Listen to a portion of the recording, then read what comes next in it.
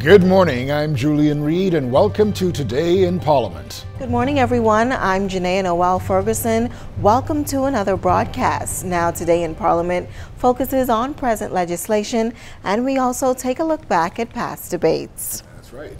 And today, debate begins on the 2017-2018 budget, which was presented and tabled last week by Finance Minister and Deputy Prime Minister Peter Turnquest, who represents the East Grand Bahama constituency. That's right, Julian. Now, he branded this year's budget as a new era of public sector accountability for the country, noting that the Free National Movement's goal is to not only provide prudent management of tax dollars, but also create an economy that supports new job growth and Bahamian ownership. Well, the government also plans to establish more effective education and training initiatives, along with youth empowerment programs, access to affordable and quality health care, and ensuring that there are safe and secure communities for residents to thrive in. Now, during this year's budget, many Bahamians will probably be hearing for the first time many of the newly elected members speak on issues of national importance, and they'll also get an opportunity to hear their views. That's right. Last week was one of the rare occasions that the budget had not been presented by a prime minister who has traditionally served as Minister of Finance. However, under the new Free National Movement government, Prime Minister, the Honourable Dr. Hubert Minnis, has not given himself a specific portfolio to oversee. Now, nevertheless, the Prime Minister has indicated that he will be the CEO of all ministries. But moving on to the budget communication tabled last week, it's the first move in the ambitious agenda set forward by the Free National Movement government. And according to Deputy Prime Minister Turnquest, Bahamians can expect a higher standard of transparency and accountability of the government's finances and tax dollars. Concrete agenda that will deliver the new direction that is required to secure the better future that our citizens so desperately desire. Our vision is driven, in the words of the manifesto, by the fundamental truth that the country will only succeed if our people succeed. In implementing that vision, we will restore good governance and build a country that works for the people. Going back to the first mandate of the Free National Movement in 1992, our party has had a strong and unwavering tradition of providing impeccable and effective leadership, including transparency and accountability in governance, that has served our nation well. We remain faithful to those core principles of governance through our second mandate from 1997 to 2002, and again during our third mandate beginning in 2007. Our record of solid achievement while in office speaks for itself. During the full decade beginning in 1992, we succeeded in pulling our nation out of the very deep economic decline that had stemmed from the culture of self-indulgence and poor governance of the prior administration. At the start of the 1990s, our nation had witnessed a severe shrinkage in its gross domestic product and a concomitant sharp increase in the national rate of unemployment to shocking levels. Under F&M guidance, the economy rebounded strongly from the moribund state in which it had fallen, and it posted solid and significant rates of growth through 2002. During this period, the unemployment rate was reduced by more than a half. From the very outset of our next mandate in 2007, and on the heels of yet another 5 years of gross mismanagement and poor governance by the side opposite, it was left yet again to our party to strengthen and support the country's economic and employment prospects. And this was in the face of the most pronounced economic recession in 4 generations.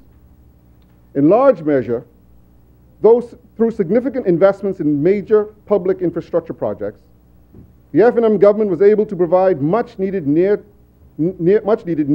support to the economy and begin to bring a stronger foundation for more buoyant growth and job creation going forward. Mr. Speaker, in presenting this very first budget of our government's current mandate, we are once again confronted with the same challenges that have been left by our predecessors in the past. In fact, the administration that we now replace may well have surpassed itself in the level of incompetence displayed in any of their previous mandates, as they managed to generate either zero or negative growth in the Bahamian economy over 4 straight years after the 2012 election. Quite astonishingly, it is estimated that the economy will still be smaller in 2017 than it was in 2012. And this despite 5 years of steady population and labor force growth. This is a dubious achievement indeed, and may be arguably unsurpassed in the history of our nation.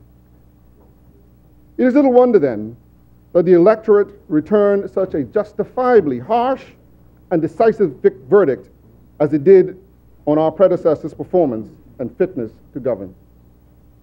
For it is evident that a dismal economic performance on such a scale over the last 5 years flowed directly from the ineptitude of the previous administration, their weak leadership, and their complete disregard for the basic transparency and accountability requirements of sound governance.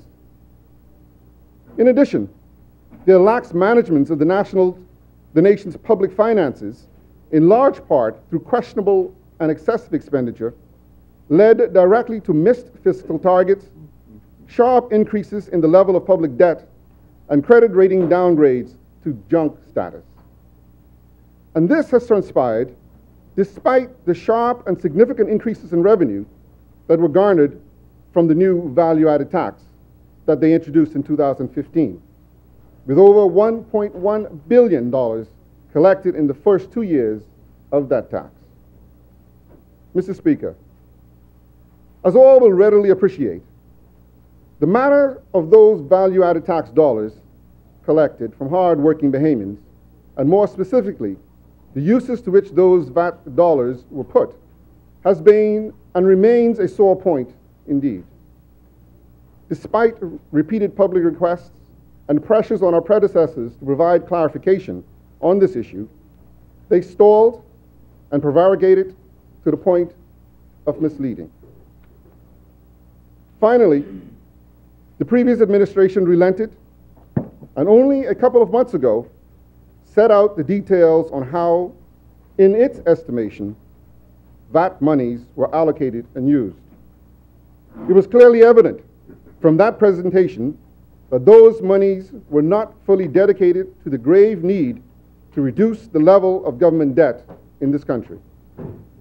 By their own admission, significant portions of the value-added tax dollars were used to finance some tax reductions, and more significantly, to finance new spending on previous governments' so-called and self-proclaimed priority spending programs. These programs included $30 million in the current fiscal year for roadside contracts in New Providence under the aegis of the Beaches and Parks Authority. And it's important to know that that program was only budgeted at about $3 million. $25 million over 3 years for Bahamas Junkanoo Carnival, and over $10 million in consulting fees for an incomplete, and I was going to use another words, but I'll say what was written, National Health Insurance Program. Mr. Speaker, I submit that those choices for the use of the large sums of value-added tax dollars collected did not correspond to the wishes and expectations of the Bahamian citizens. In fact, they recently expressed their views on those choices and gave our government a clear and resounding mandate to do much better in the matter of transparency, accountability, and good governance. Well, a record-breaking $722 million will have to be borrowed by government, that according to Finance Minister Turnquest, to finance the country for the next fiscal year. The Deputy Prime Minister explained that $400 million is needed to satisfy debt for the past year, while more than $322 million is needed for this year's budget. That's right, and Deputy Prime Minister Turnquest took the former administration to task for its expenditure, particularly with funds derived from value-added tax. Now, he noted that our economy has not performed well, remaining stagnant or declining each year after 2012 with modest activity in tourism.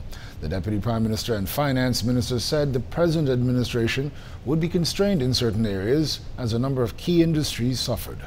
Now, the Finance Minister indicated that things were so bad financially that the country may have surpassed itself in the level of incompetence displayed in any of their previous mandates now as they managed to generate either zero or negative growth in the Bahamian economy in 4 years' time.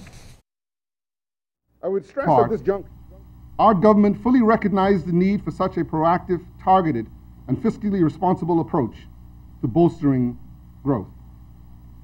As I outlined earlier, our 2017 manifesto sets out in detail the actions that we plan to implement and pursue during the course of our current mandate to achieve more buoyant growth and enhanced job opportunities for our country.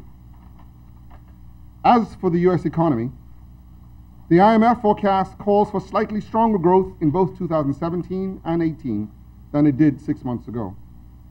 This reflects increased momentum from the second half of 2016 that is driven by near-term cyclical recovery in consumption growth and the prospect for more expansionary fiscal policies that boosted financial markets and business confidence. Projected growth in the euro area this year and next is in line with the mild performance last year, stemming from modestly expansionary fiscal policies, a weak euro, and the spin-off effects of the U.S. expansion. These factors supporting growth are counterbalanced by ongoing uncertainty from political developments in several countries, as well as from the EU's future relationship with the UK. Real growth in the euro area in 2017 and 18 is thus pegged at the ongoing modest rate of 1.7% and 1.6% respectively. Projected growth of the UK economy at 2% this year and 1.5% next year is dampened by the effects of Brexit, the withdrawal of the UK from the EU, through potential future trade barriers, the possible downsizing of the financial services sector, and potential barriers to cross-border financial activity. Canada's economy is expected to benefit in the short term from somewhat more buoyant growth in the U.S. and the appreciation of the U.S. dollar. Real growth is forecasted at 1.9% in 2017 and 2% in 2018, still relatively modest by historical norms. The Chinese economy is also poised to perform somewhat modestly, more modest than in previous years, although growth of 6.6% and 6.2% is still projected for 2017 and 2018, respectively. Positive factors in this outlook include an expected ongoing policy support through stronger credit growth, as well as public investments targeted to achieve the government's growth objectives. The IMF projects a weaker than anticipated recovery in Latin America and Caribbean region, with forecasted growth of 1.1% in 2017 and 2% in 2018. Of note, these growth rates are marked down by 0.5% and 0.2% respectively from only 6 months ago. In this regard, the fund notes that domestic fundamentals in some large countries in the region continue to play an important role in constraining growth. As well, the outlook for Mexico, one of the largest economies in the region, has weakened by over 0.5% in both 2017 and 2018. According to the fund, this is linked to subdued prospects for investment and consumption due to increased uncertainty about U.S.-Mexico trade relations. I now turn to the recent domestic economic developments and prospects for the future. In this context, I will note that the Department of Statistics has delayed the publication of data in respect to the gross domestic product and its components until June of this year, as the department is finalizing a major revision and update exercise of the national accounts. As I mentioned earlier, our domestic economy has not performed to the levels required of a nation such as ours, with a relatively healthy growth of both the population and labor force. In fact, the level of total output in our economy has either remained stagnant or has declined every year since 2012. In 2015, real GDP shrank by 1.7%, and last year it is estimated to have been virtually unchanged from the prior year. Some degree of momentum in economic activity last year was evidenced in the construction-related output that was supported by a number of foreign investment projects in both New Providence and the Family Islands. While the domestic construction sector remained soft, it did receive a temporary boost in the wake of Hurricane Matthew, with the rebuilding of residential and commercial properties and repairs to public infrastructure. Otherwise, the softness of the construction sector as a whole was reflected in total mortgage disbursements for new construction repairs, which declined by almost 7%, following a gain of 24% in 2015. As for the two main components of the sector, the residential element contracted by 3% last year, while the commercial segment decreased sharply by 51%, and this on the heels of a 35% downturn in 2015. All is not well in the construction industry. Well, Mr. Turnquest also noted that the country's economy is highly dependent on the global economic environment and took into account that in assessing the short and longer term prospects for economic growth and employment. Now, Turnquest noted that it was vital to review consensus expectations for prospective developments abroad the global economic environment.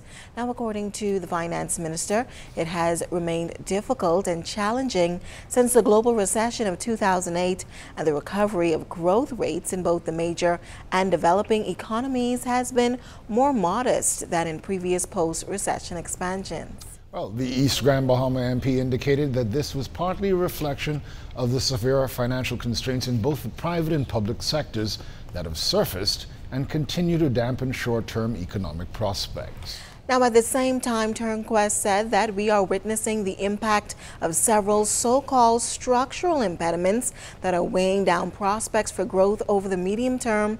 These structural factors, he said, relate to an aging population and a weaker than desired investment in productivity and growth. And this means that policymakers around the globe, including those here at home, are faced with the daunting challenge of stimulating short-term demand and growth and supporting longer-term supply-side expansion of potential growth, all while confronting, in many cases, the need to address persistent fiscal imbalances and debt burdens. Now, while Hurricane Matthew was blamed for the stagnant economy over the last year, Minister Turnquest charged that the former administration left the public purse empty. I would stress at this juncture, with only very recently coming to office, that it is not for me to attempt to justify the actions of our predecessors, nor the fiscal impacts of those actions. However, for the sake of transparency and understanding on the part of the Bahamian public, I do want to describe the facts of the fiscal situation objectively and as they present themselves. To foreshadow what I'm about to discuss, let me be quite blunt. The fiscal situation in the current fiscal year is far, far bleaker than we could ever have imagined.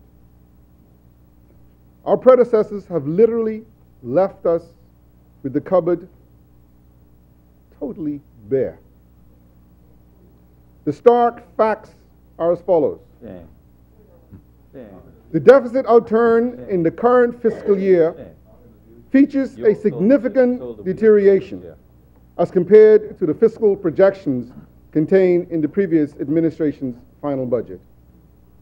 While they had forecasted a GFS deficit of 100 million, the actual outturn is now expected to be in the order of 500 million. Better repeat that. You better repeat that. Yeah, let me repeat that. Yeah. While the side opposite, while in government, in their last budget, had projected a GFS deficit of 100 million, the actual outturn is now expected to be in the order of $500 million. That's the facts you're talking about now. And we're going to have to deal with that number in a minute. That is an astonishing 5 times the budget forecast of only 12 months ago. The sharp deterioration in the state of the public finances in 2016-17 did admittedly flow to some extent from the multifaceted impacts of Hurricane Matthew in early October 2016. Madam Leader. On one hand, the hurricane severely dampened economic activity in October, with the impact extended and through to the fourth quarter of the year. As a result, it is estimated that real GDP in 2016 posted a 0 rate of growth for the year as a whole, as compared to the budgeted rate of 0.5%. This directly weakened revenue collections. Recurrent revenues were also reduced through the effects of the exigency orders implemented by our predecessors as a means of providing relief to those impacted by the hurricane. In combination, these factors resulted in a shortfall in recurrent revenue collections to the tune of $216 million, to a level of $1,960 million versus the $2.176 million budgeted. Weaker revenues thus accounted for a significant portion of the $400 million slippage in the GFS deficit in the current fiscal year. Hurricane Matthew also affected the expenditure side of the budget through the actions implemented by the government to assist in the rebuilding efforts and the repair of public infrastructure. For example, the capital expenditure of the Ministry of Works was bolstered by over $55 million above and beyond its budget allocation. Total capital expenditure thus amounted to $310 million versus the $242 million budgeted.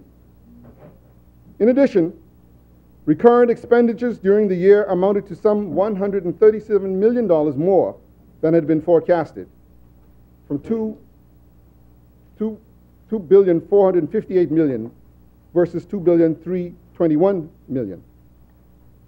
Key contributors to this increase was a higher level of debt redemption at $21 million, as well as higher interest payments on government debt at $27 million. Total government direct debt at the end of 2016-17 fiscal year is estimated to amount to $6.5 billion, or 71.5% of GDP. However, this is not the end of the story in the current fiscal year.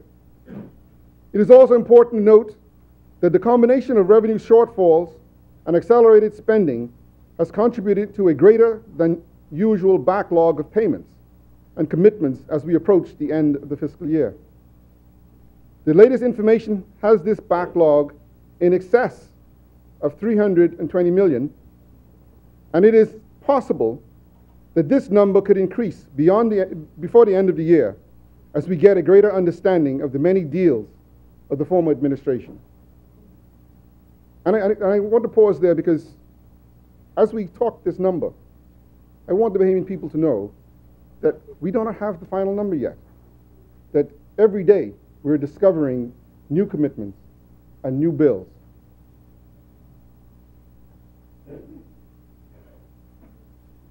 This high level of outstanding payables is directly responsible for the government seeking emergency funding to meet the obligations of the 2016-17 budget, as vendors are clamoring for payments. Right now.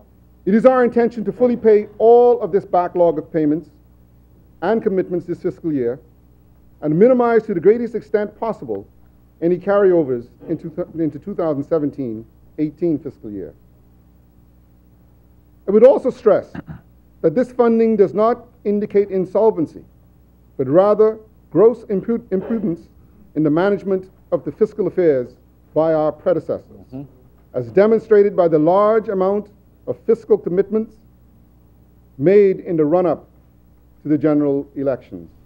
Well, there were some bright spots over the last year as consumer price inflation fell by 0.35%, largely due to lower international oil prices alongside the expected tapering of the effects of VAT following its implementation. That's right. This outcome compared favorably to the 1.9% rise in prices recorded in 2015. This also translated into a reduction in the average fuel charge of Bahamas Power and Light by over 50% to 9.8 cents per kilowatt hour back in September of last year. But during the first quarter, Janea, of this year, domestic fuel costs rebounded with both gasoline and diesel prices up by roughly 15% due to efforts by the major world producers to contain supplies. Now, the finance minister also noted that there were a number of positive measures that the Free National Movement government plans to put in place as a means to shore up the economy while also bringing economic relief. That the extent of tax relief that we are responsibly able to announce at this time is severely constrained by the very grave financial position that we have inherited from the previous administration. The implementation of the other tax relief commitments in our manifesto must therefore be deferred until we have succeeded in putting in place the measures that will result in a more sustainable fiscal structure that leads to the elimination of deficit financing and a lower burden of debt. As for the measures that respond immediately to our commitments to citizens and businesses, we are reducing the rate of business license tax from 1.5% to 1.25% of turnover. And for hotels with turnover exceeding 400 million, from 1.25% to 1% of turnover. The latter to follow through on a commitment of the previous administration to Brookfield, the owners of Atlantis. This arrangement also calls for further reduction in their business license fees in the next year and reduction in the duty on salmon and shrimp.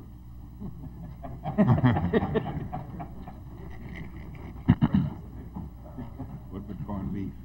What happened to the corned Nothing beef? on corned beef. Tuna, on tuna. What happened to my favorite?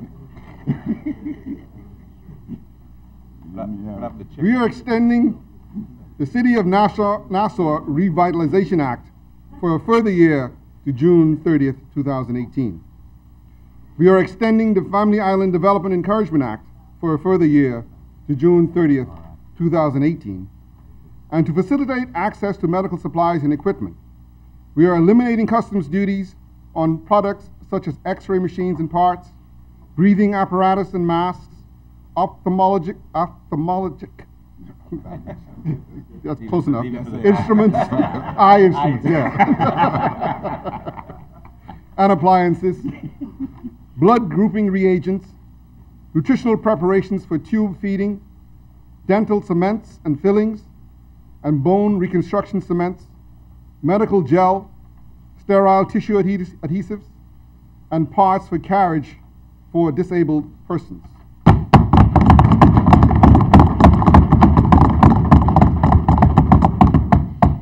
Within the measures that we are implementing to provide further tax relief to individuals and businesses, we are eliminating or reducing import duties on a number of food and beverage products, including milk, yogurt and ice cream, bread, cakes, pastries and chips, salmon fillets, shrimp and prawns, pastas and pizza sauce, fruit drinks, canned or preserved vegetables, jams, fruit jellies and marmalades, and fruit or nut purees, mixtures of fruits and nuts, and soy sauce. That's for the Chinese.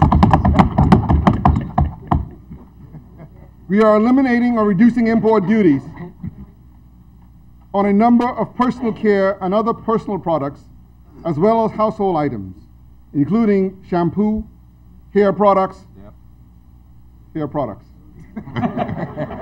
soaps, toilet tissues, low-flow shower heads, sunglasses, exercise and gym equipment, Yep.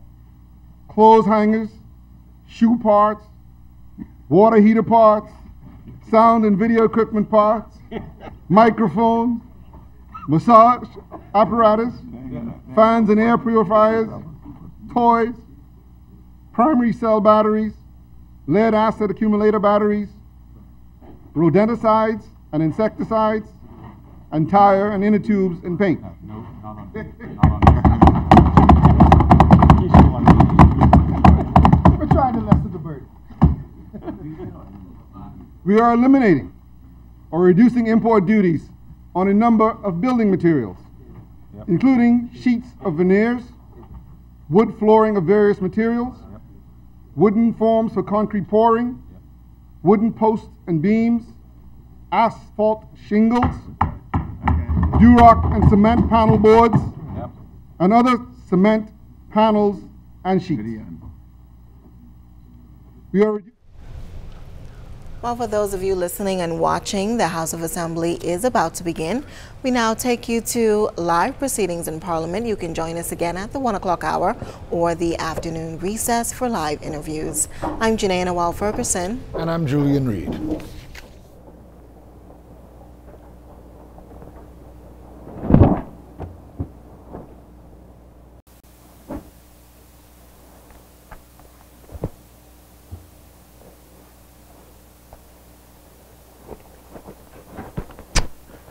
Mr. Speaker, honorable members, ladies and gentlemen, good morning. Truly we can say God is good and his mercies endured forever.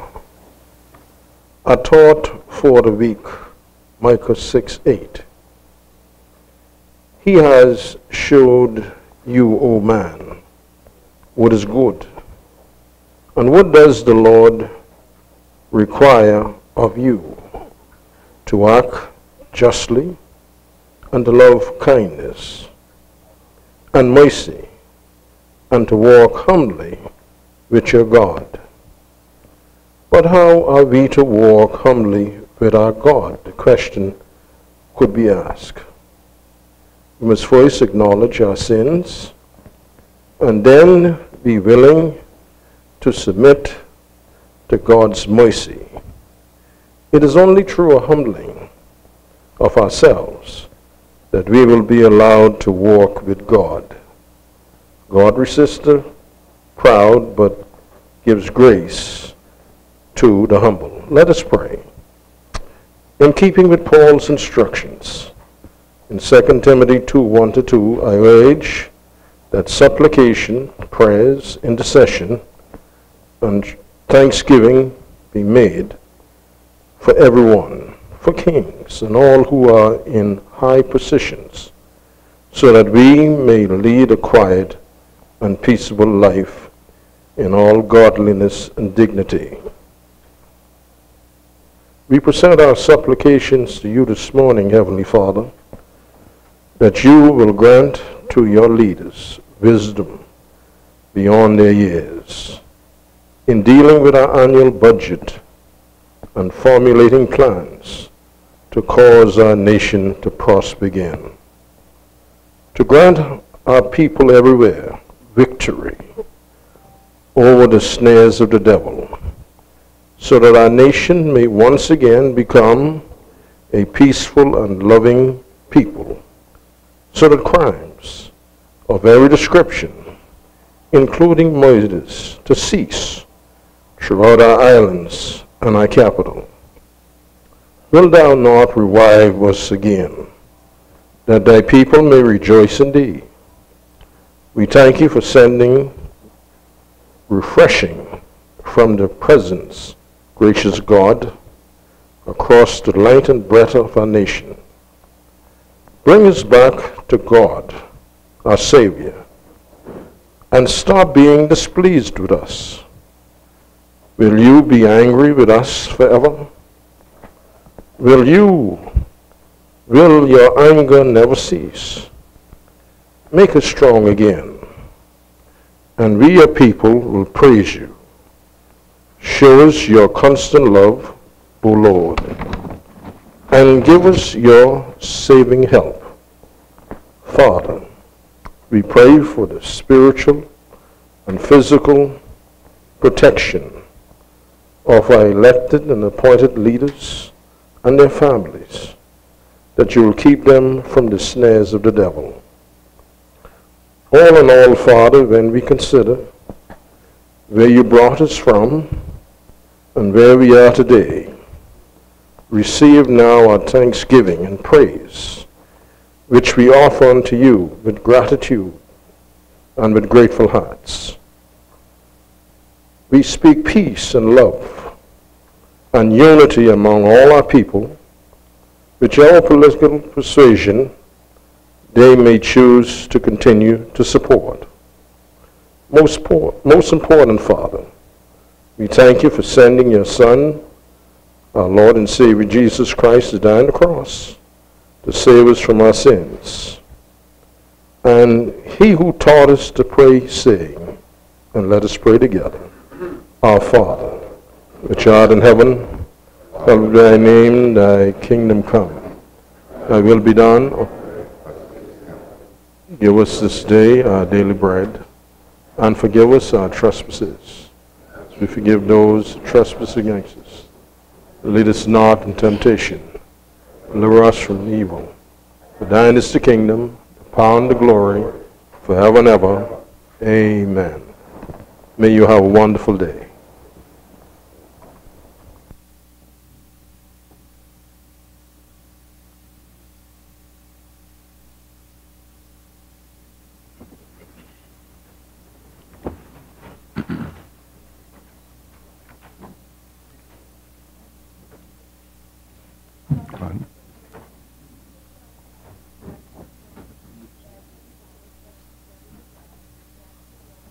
Dr. Dwayne Sands, Marvin Dames, Frankie Campbell, Dionisio de Aguilar, Michael Pintard, Darren Penfield, Ramal Ferrara, Lanisha Roll, Granville Roll, Ellsworth Johnson, Philip Davis, Vaughn Miller, Patricia Parker Edgecombe, Iram Lewis, Carlton Bolag, James Audrey, Travis Robinson, Adrian Gibson, Donald Sanders, Frederick McAlpine, Hank Johnson, Mark Hume, Michael Folks, Miriam Reckley Emmanuel, Reese Chipman, Reuben Ramming, Ricky Mackey, Shannon Dawn Cartwright, Chanel Ferguson, Glennis Hannah Martin, Tyso Forbes, Chester Cooper.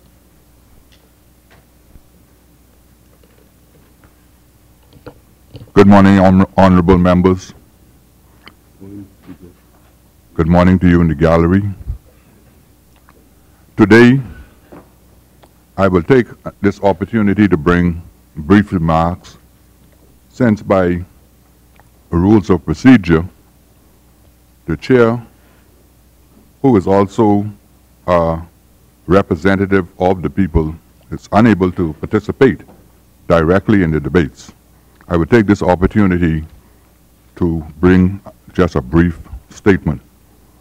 Today, as we commence the 2017-2018 budget debate, we are 7 days into the 2017 hurricane season.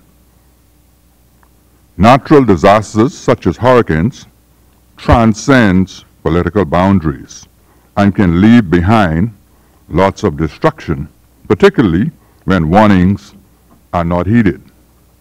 Moreover, global warming, stimulated by the anthropogenic activities, steadily impacting the atmosphere and is steadily deteriorating the environment in which we live. These factors have led to increase in both frequency and intensity of major hurricanes. As a former chief meteorologist and a hurricane forecaster, the obvious synopsis of my observational analysis of the Bahamas' fiscal circumstances suggests a prognosis that the natural phenomenon called the tropical cyclone or hurricane will become synonymous with budgetary deficits outcomes.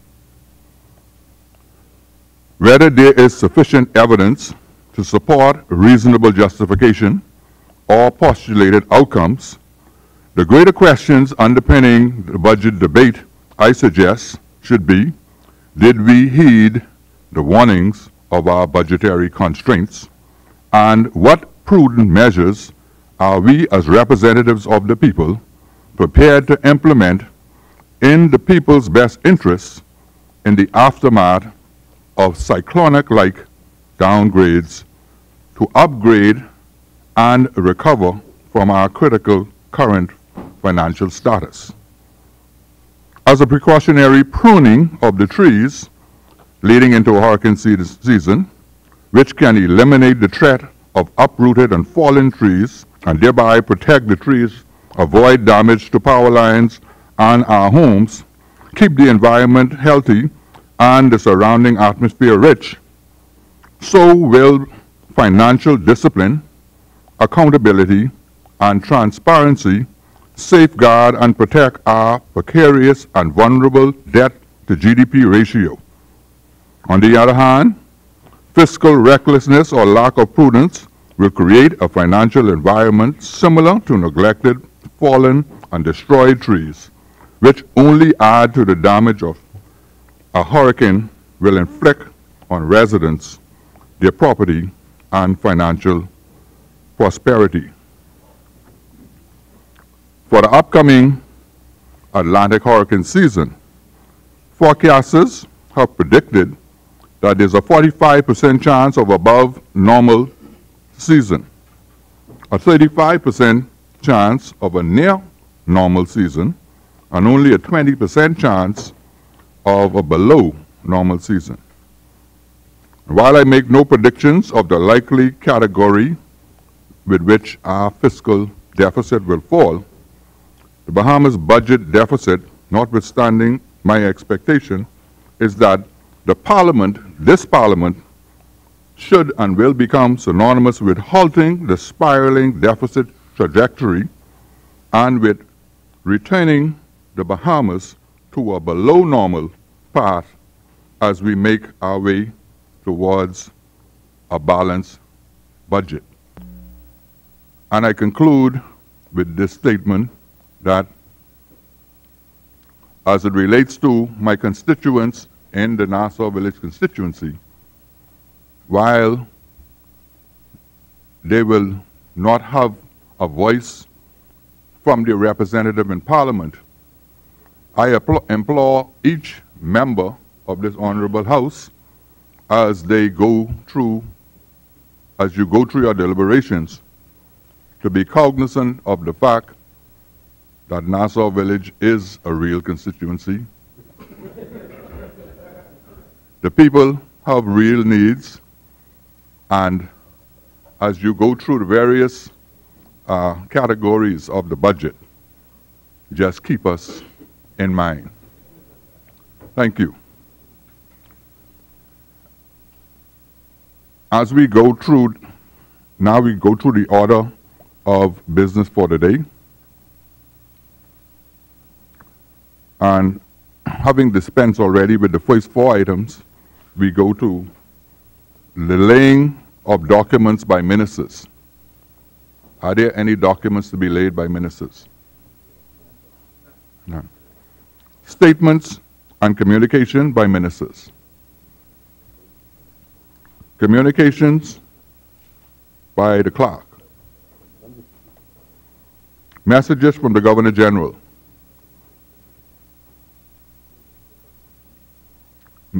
Messages from the Senate. Motions for leave of absence and leave to resign. Receipt and new writs. Presentation of petitions. Presentation of reports of committees. Adoptions of reports of committees. First reading of bills. Second reading and committal of bills. The chair recognizes the member for East Grand Bahama. Thank you, Mr. Speaker. Mr. Speaker, I rise on behalf of the wonderful people of East Grand Bahama to move for the second reading and committal of the following bill. a bill for an act for the appropriation of diverse sums of money for and towards the defraying of the expenses of the government of the Commonwealth of the Bahamas on revenue account for the fiscal year beginning July 1, 2017 and ending June 30th, 2018. Mr. Speaker, as is the usual format for the budget debate, we will debate a compendium of bills comprising the budget, but I am moving just the first bill, the Appropriation Revenue Account Expense for 2017-18 Act 2017. This will facilitate the debate on the entire budget.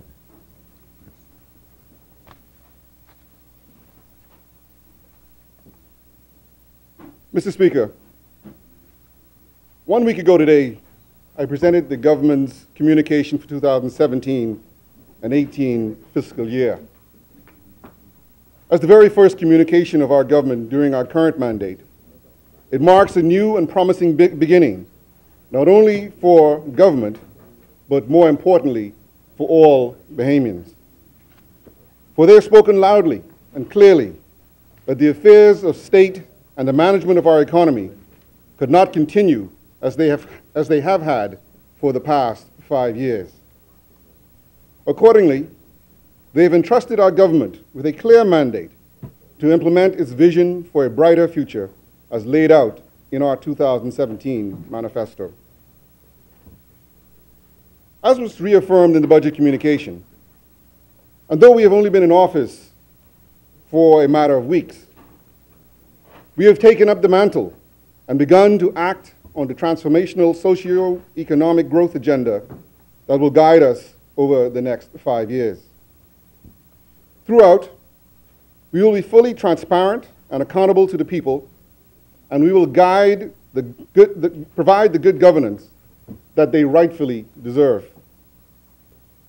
Today, I want to lead off the debate on the budget, and in doing so, I will focus my remarks on a certain number of critical messages in the communication. Specifically, I want to expand on 1, the need for immediate funding for the 2016-2017 obligations, the so-called overhang. 2, our economic and jobs growth strategy.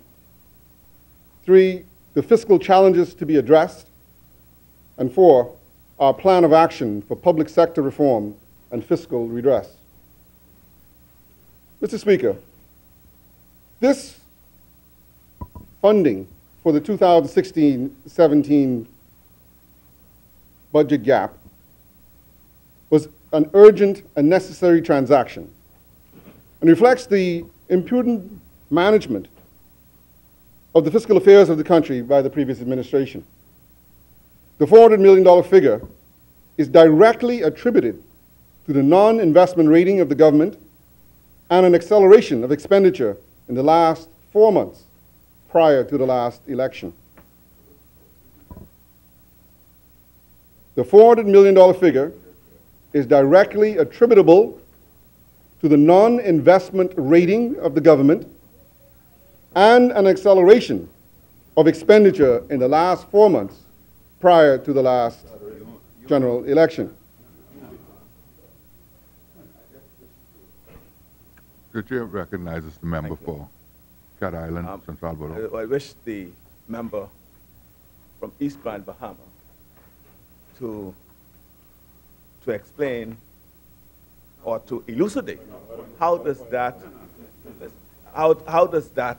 accord with the statement made in his communication in respect to the 400 million, where he specifically, because he's either misleading the House and the general public by that statement made, or he has to tell us how that accords and is consistent with what he says in his communication last week. The point of order is that he's misleading the House, because what he's saying now does not accord with what he said last week at page 41 of his budget, when he says it is more likely directly, the $400 million deficit. Yeah, I could read, yeah. right, was due to a combination of factors. One, a shortfall in revenue of 216 million.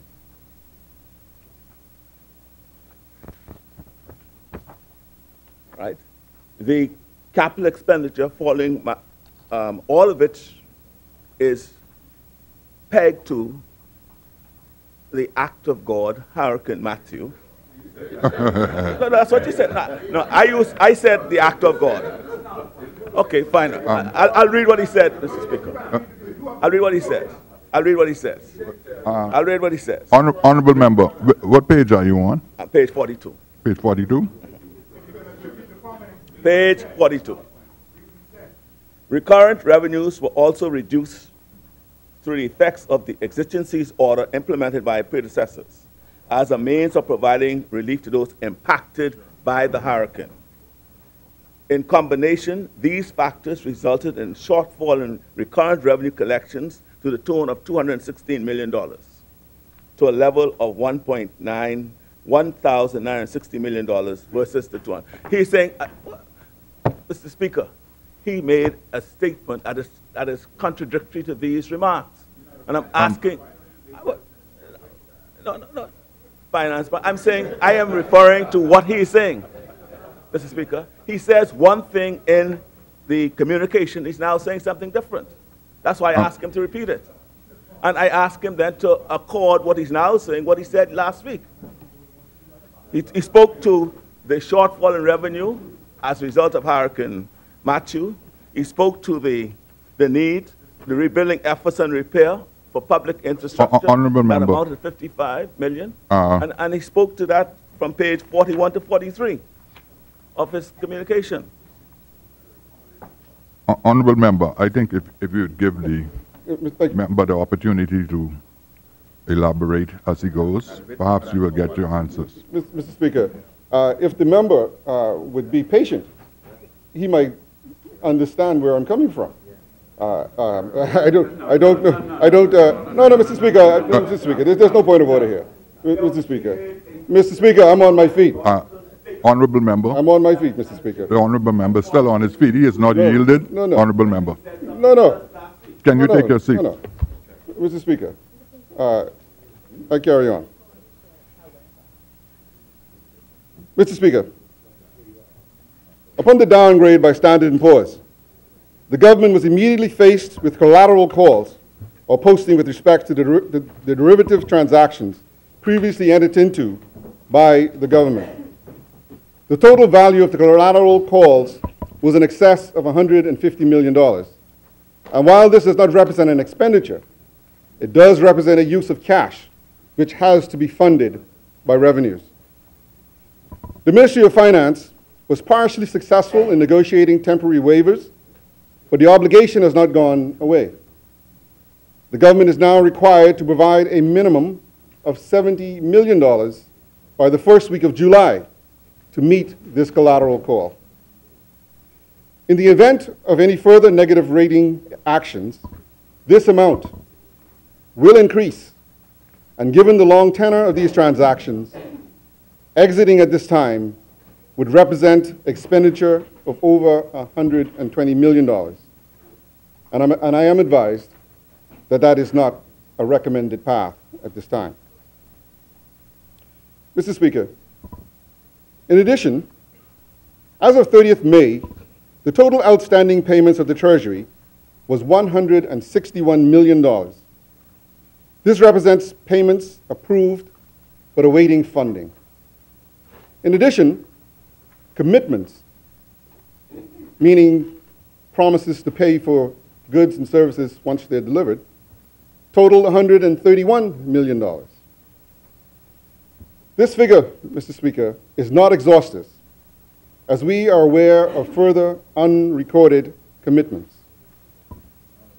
While the government is not insolvent, it is clear that it has a liquidity challenge, and as a result, employees and vendors have had to wait an inordinate time for payments. And I want to apologize to many of our civil servants who have had to suffer the challenge of their deductions not being paid over to banks and other agencies, their salary deductions not being paid over on a timely manner, which has caused them some discomfort. And that is one of the things that is so hilarious, if I might put it that way, about the leader of the opposition's statement a few weeks ago about the payment for police officers' overtime. Says that if he can pay that, it means we got all kind of cash in the account. But he doesn't. What he didn't understand is what we had to juggle in order to make that happen. But Mr. Speaker, there's no point of order. He said it. Mr. Speaker, the situation is allowed to continue. The situation, if Honourable member, what is your point of order? Point of order is that the member puts in my mouth that I said that funds were there to be paid, right?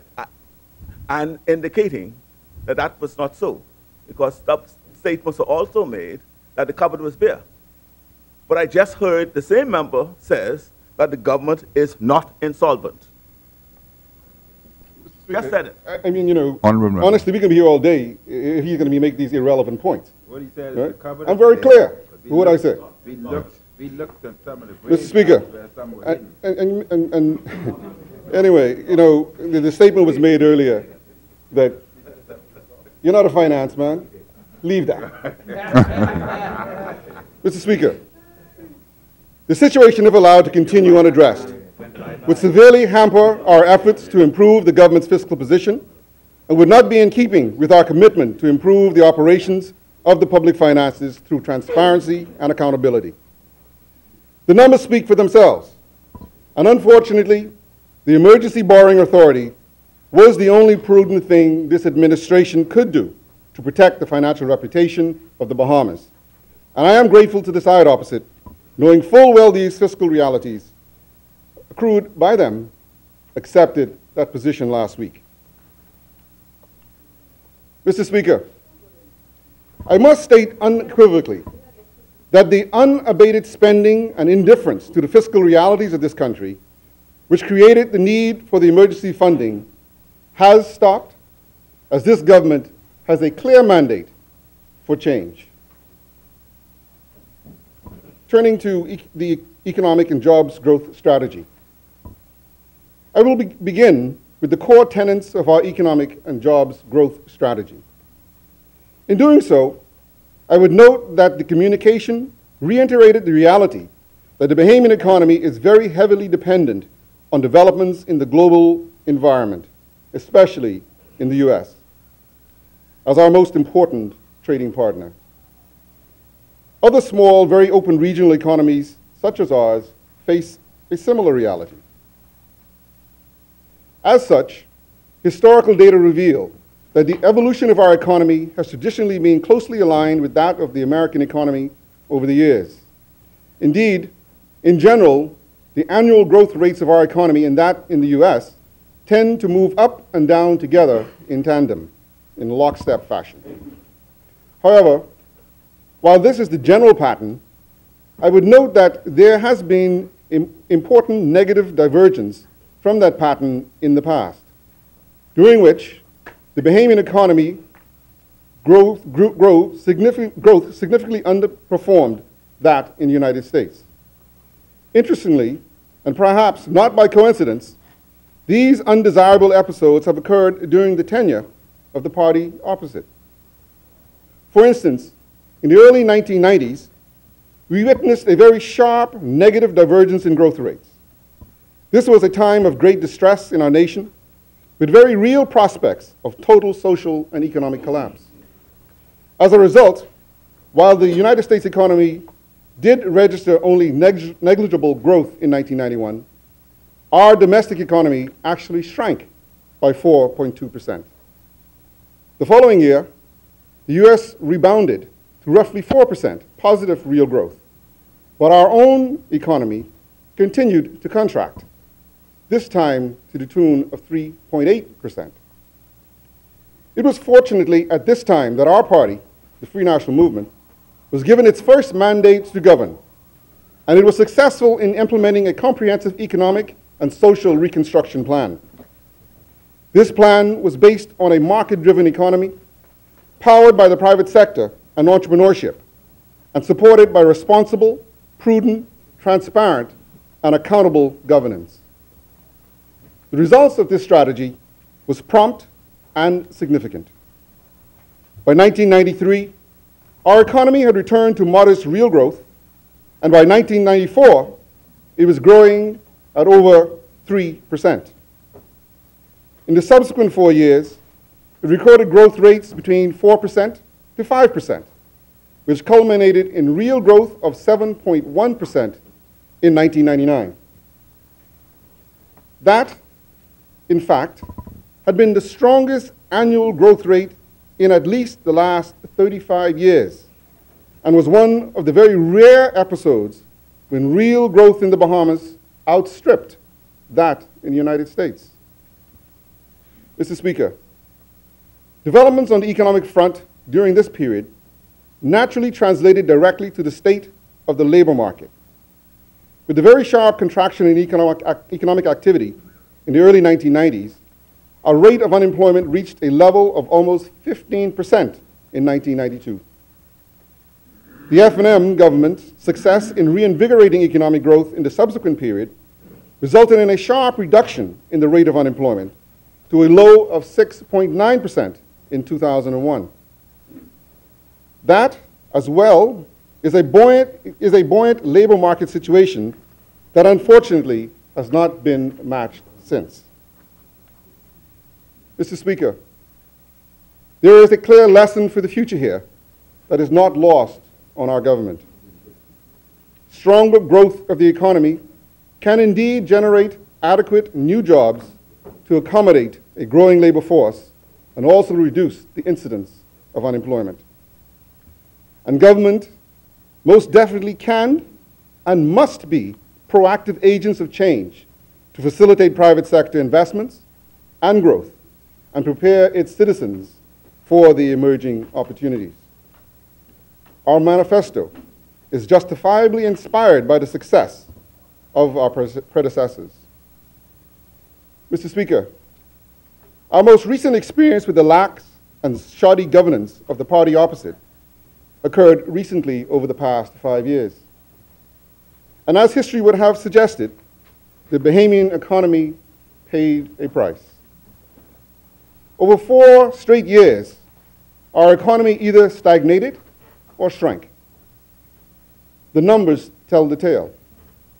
Real growth was 0% in 2013, a negative 0.5% in 2014, a negative 1.7% in 2015, and 0% again in 2016.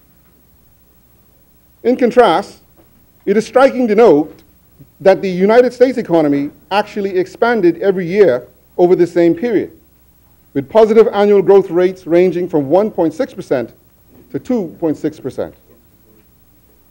Again, another episode of a large negative divergence in growth rates between the Bahamas and the United States that on the evidence was self-inflicted by poor leadership and misguided management. Pardon me? Zero. As I tried to highlight forcefully last week, it is estimated that on the basis of this pitiful performance, the size of our economy will actually be smaller in 2017 than it was in 2012. Again, the numbers speak for themselves. Real GDP in 2012 was estimated at $7,965,000,000. This year is expected to be on the order of $7,904,000,000. Honourable member, what is the point of order? The point of order is I asked the member what was the growth rate. Give me a break, man. You've been here too, long time, much longer than me. Right. I asked the member what the growth rate was in 2016, and he, yes, I see it. And then he repeated that it was what, 0.6? 0%?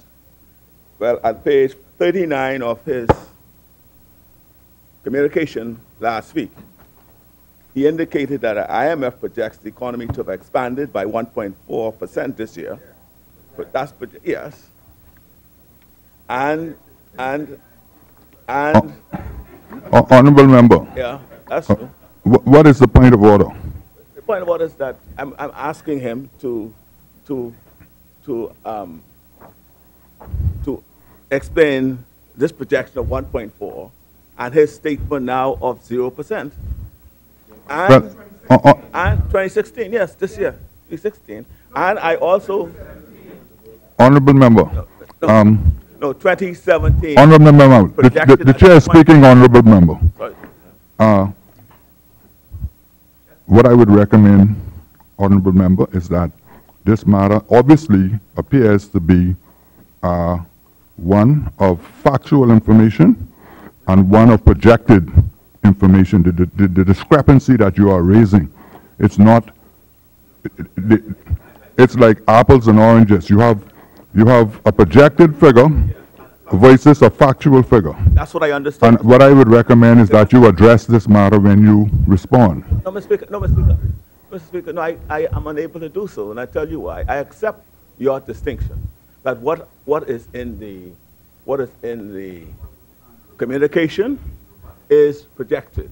What he said was factual. So perhaps he may be able to explain the distinction between what was projected and what facts he relies upon to say that it was this year it'll be 0%. I regard that the fiscal year will not be finished until June, till the 30th of June of this year. And that is where the challenge rises. So I agree with you that you said, yes, one is factual, and yes, the other is projected. Now, the fiscal year doesn't finish, it's not completed until the 30th of June. And so it is a question then, how could he be so factual when the year is not completed? And if he is factual, then he could perhaps assist us in providing the fact upon which he has arrived at the conclusion that the growth rate for this year is 0. Thank you. Honorable member for East Grand Bahama. And might I point out to him Come on, Mac.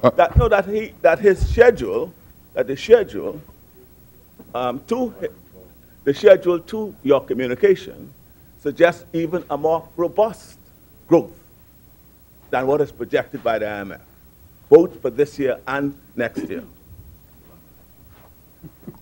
Thank you, honorable member. Thank you, Yes, Speaker. Chair recognizes I'm reminded by my Bahama. colleague that's because we won the election. but Mr. Speaker, the member will have an opportunity to speak. Yes. He can't give my contribution for me. Right? I'm going to give my contribution, Mr. Speaker. Now, Mr. Speaker, he answered his own question. Honorable member. He answered his own question. Because for one thing, Mr. Speaker, honorable member. He's not recognized, Mr. Speaker. You're not rising at a point of order now. Please take your seat. Honorable member for Grand Bahama, can you continue? You got clients waiting in your office, man. You go make some money. But Mr. Speaker, if the member would listen to what he's saying and what he said, he would have answered his own question. And I'm not going to give him the answer. But if he listened to what he said, play back what he said, he would have answered his own question.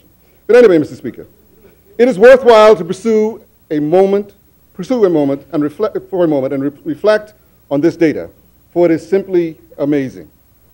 How is it possible that an economy with a growing labor force could actually shrink in size over a 5-year period when the economy of our dominant trading partner was expanding at modest, though decent, positive rates?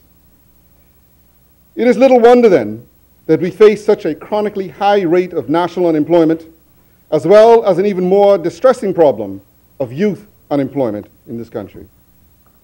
Our economy is simply being unable to generate adequate new employment opportunities to both reduce our rate of unemployment and take up new entrants into the workforce. Mr. Speaker, I provided this brief historical overview not as a mean-spirited attempt to demean the performance of our colleagues on the other side, but rather to illustrate the strong and lasting tradition of our side in addressing the dire economic and social challenges that have confronted our nation.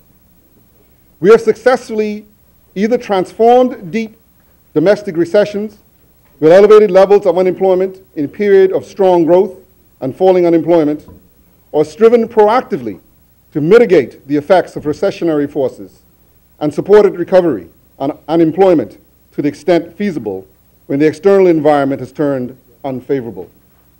Simply put, we've done it before and we'll do it again.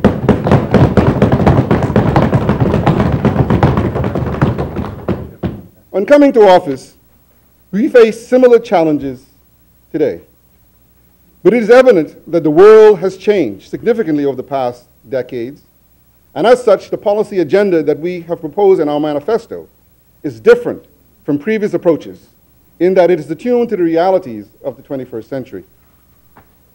What has most definitely not changed from our party's long track record is our dedication to the values that have sustained us through good times and trying times, namely selflessness, integrity, objectivity, accountability, openness, honesty, and leadership. These qualities are absolutely essential for good governance and the discipline necessary for this critical recovery. Mr. Speaker, it has been estimated in some circles that the annual rate of real economic growth on the order of 5% or more will be required if we are to absorb the new labor force entrants and significantly reduce the rate of unemployment. In light of the historical record over the past 2 decades, and given the modest prospects for the world and U.S. economies going forward, this is a tall order indeed. In the circumstances, what is called for is a bold vision and agenda for stronger growth and prosperity in the future that is premised on the firm belief that we as a nation can do much better than the status quo. Our manifesto contains just such a bold transformational socioeconomic growth agenda geared to the realities of the 21st century. Through our plan, we will seek to create a more open, productive, and competitive society and economy, as this is essential to our ability to compete successfully in today's global economy, gain valuable market share, and thereby boost our economic performance above and beyond the current static expectations of some economic forecasts. In practical terms, this means creating a knowledge-based society, promoting Bahamian ownership, entrepreneurship, investment, and creativity in tandem with strategic foreign direct investment, investing in new infrastructure and upgrading existing infrastructure throughout the country in collaboration with public-private partnerships where appropriate, investing in public sector reform, as efficient public services are essential to facilitating doing business and maximizing economic growth, and getting the nation's public finances in order through the elimination of the deficit and returning the burden of government debt to lower and more sustainable levels. And no, it will not happen overnight, as some have been speaking about lately, as if we can wave a magic wand and all will be right. We've inherited a mess, and it will take some time to sort it out. Mr. Speaker, I will now expand on some of the more core policy thrusts. I begin with our key priority of creating a knowledge-based society. To that end, we believe that it is imperative that we engage in a complete reform of our educational system, since progressive and sustainable economic development rests entirely upon the proper education and training of our people in the modern era. That is critical to innovation, creativity, and entrepreneurship, and underpins productivity growth and competitiveness. Our reform plans for the education system are multifaceted, and among many planned initiatives include the further incorporation of technology in the classroom, beginning at preschool levels. The Minister of Education, Science and Technology will expand further on our plans when he speaks. The budget communication was unequivocal that we as a nation can and must do better than the status quo if we are to bolster economic growth and generate the employment opportunities that are needed for our expanding workforce. To that end, we believe that it is vital that we move beyond an undue emphasis on foreign investment to propel economic activity across the nation. While we do acknowledge an important role for such investments, if they are legitimately strategic in nature, and I stress, strategic in nature, we are firmly committed to unleashing the potential and creativity of homegrown entrepreneurs as catalysts of innovation, investment, and stronger economic growth, particularly in non-traditional industries. In order to support and promote increased Bahamian entrepreneurship and ownership in our economy, and especially small and medium-sized businesses, my government has laid out in its manifesto a detailed array of measures that it will pursue during this mandate. These include the introduction of the much-awaited Small and Medium Enterprise Development Agency in order to consolidate the services and incentives of all relevant agencies. Support for entrepreneurship and enterprise centers. Providing a $5 million capital infusion to the Venture Capital Fund. Establishment of a one-stop shop incorporating relevant government agencies and services as a means of easing the burden and cost of doing business in this country. Encouragement of the commercial banks to establish small business units staffed with professionals attuned to the particular needs of small and medium enterprises, including mentorship and guidance. Further strengthening of the Fresh Start and Jump Start programs established by the previous F&M administration, and making available incentives and inducements that are in line with those offered to foreign investors in the same sectors of the economy. Mr. Speaker, I'm amazed by the millions we have given away in cash incentives to such foreign investments. No, I didn't know. We will also strive to revitalize the Grand Bahama economy through initiatives that are geared to accelerating, broadening, and sustaining its economic development. The budget communications announced that we would repeal and replace the disastrous Grand Bahama Port Area Investment Incentives Act 2016 that I have personally labeled a job-killing bill. Our objective is to ensure that all licensees receive equal treatment under the law with the greatest opportunity for success, unencumbered by red tape and unreasonable cost to operate. Among other measures proposed in our manifesto, we will, in addition to the measures set out in the communication, relocate the Bahamas Maritime Authority to Grand Bahama as a means of establishing it as the maritime capital of the country, and we will leverage the container port and shipyard infrastructure to attract new investment into that sector.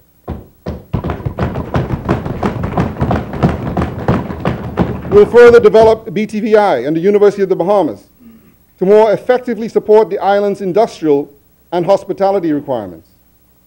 Promote Grand Bahama as an ecotourism sanctuary, and East Grand Bahama is a gem that has yet to be discovered.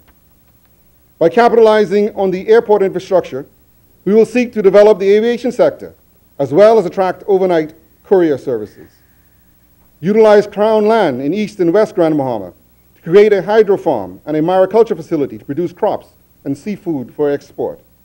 And Mr. Prime Minister, this is a particular sensitive issue for Grand Bahamians, residents of East Grand Bahama in particular, because a lot of them have gotten approval for Crown land, but cannot, for whatever reason, get the title deed to that Crown land, and thus they have been hampered in developing their farms and their other enterprises that can help to sustain and grow the economy in East Grand Bahama.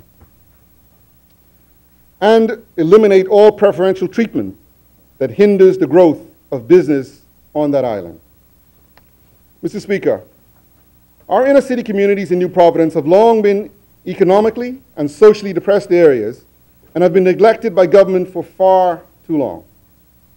Our government will, during this mandate, therefore move to reinvigorate and transform these so-called over-the-hill communities through incentives for entrepreneurship, investors, and especially small and medium-sized businesses that will spur the business growth and job creation within these communities.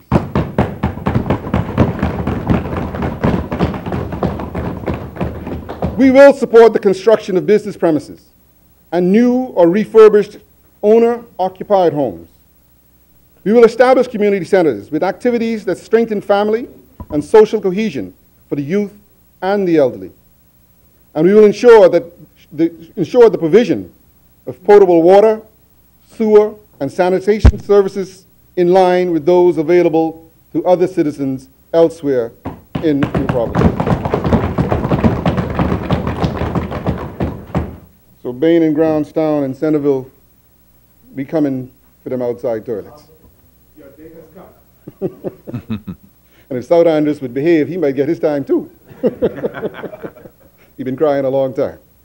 Mr. Speaker, I now want to turn to a discussion of the current fiscal position that we confront at the start of our mandate. While we did expect matters to be worse than we had been led to believe by the previous administration, we have now discovered, as I explained last week, that the public finances of the nation are in far, far worse shape than we had imagined. Indeed, we face an immediate cash flow shortage that caused many payables and salary deductions to be delayed as we robbed Peter to pay Paul, so to speak. The GFS deficit in the current fiscal year is now estimated at $500 million, fully 5 times more than the $100 million forecast that was presented only 12 months ago. In presenting this data last week, I made a legitimate effort to objectively explain that an important portion of the very large $400 million slippage reflected the impact of Hurricane Matthew. And I, in fact, went to some length to explain, again objectively, the various ways the hurricane adversely affected the fiscal situation in 2016-17, including its impact on the economy and revenues, as well as its effects on government expenditure. But I was equally clear that the 2016 fiscal story did not end there. Indeed, I explained that we've discovered since coming to office that the previous administration had entered into many eye-opening new spending commitments on the eve of the last election, contradicting their own stated policy that no such last-minute commitments should ever be allowed to occur. It was revealed in the budget communications that those commitments total in excess of $300 million, and quite possibly much more, as we are learning from one day to the next, new commitments that had been made. And you know, Mr. Speaker, it is interesting, and I'm sure at some point we will talk about it, the commitments and contracts that were signed between the 8th and the 9th of May. Millions of dollars in commitments. Mr. Speaker, it is therefore deceptive to assert that the huge deficit overrun this fiscal year is solely attributable to the effects of Hurricane Matthew.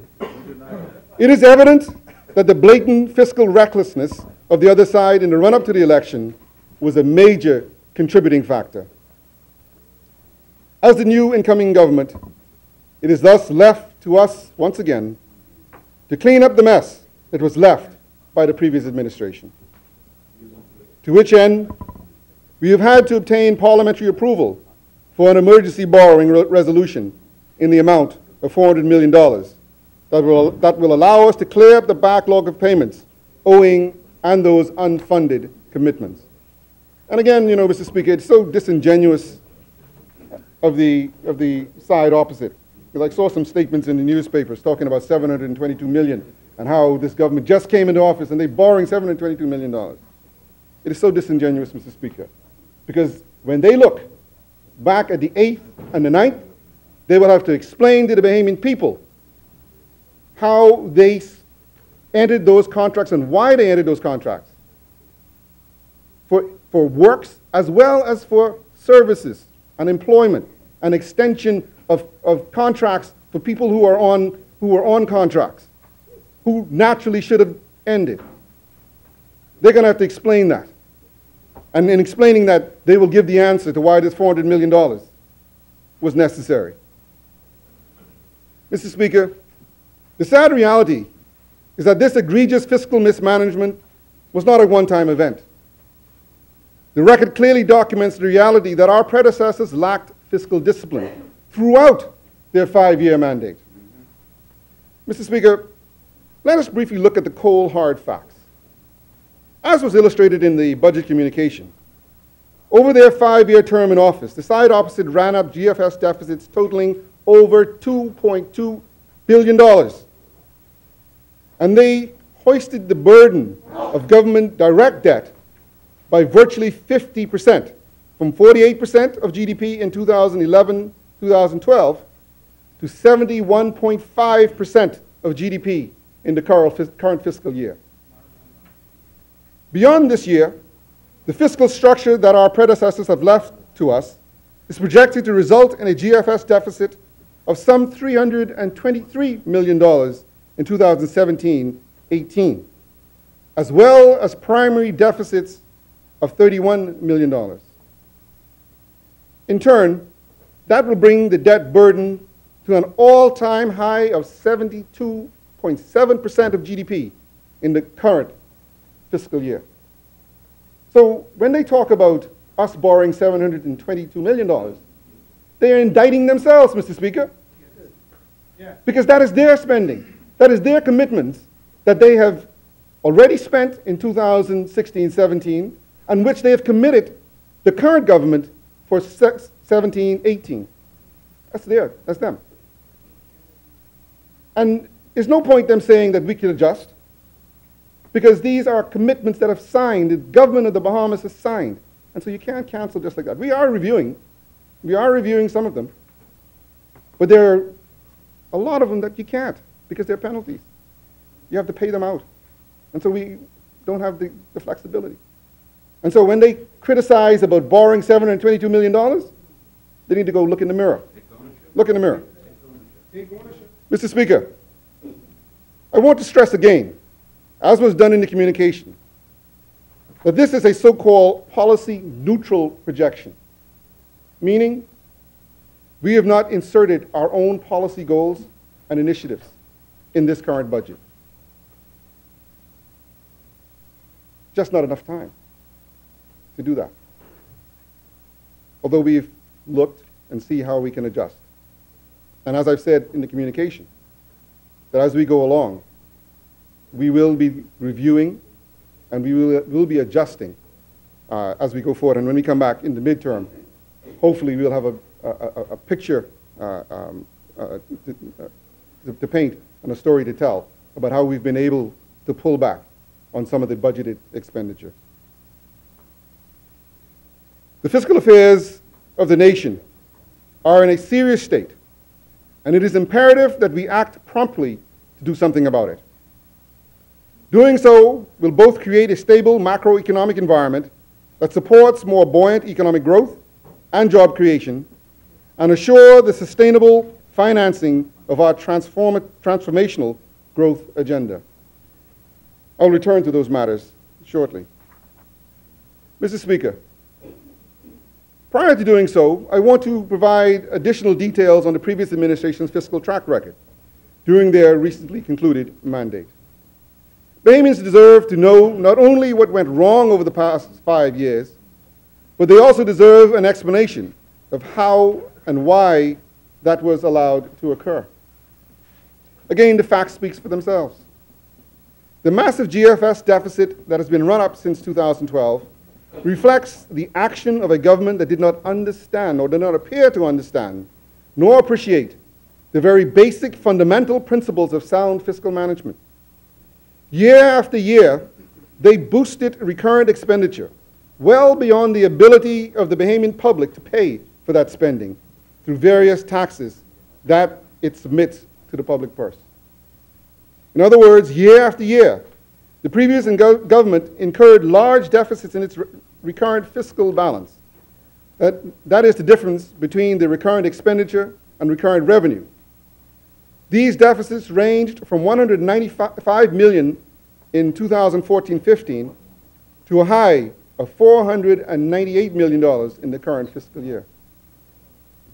Mr. Speaker, that simply put is sheer insanity.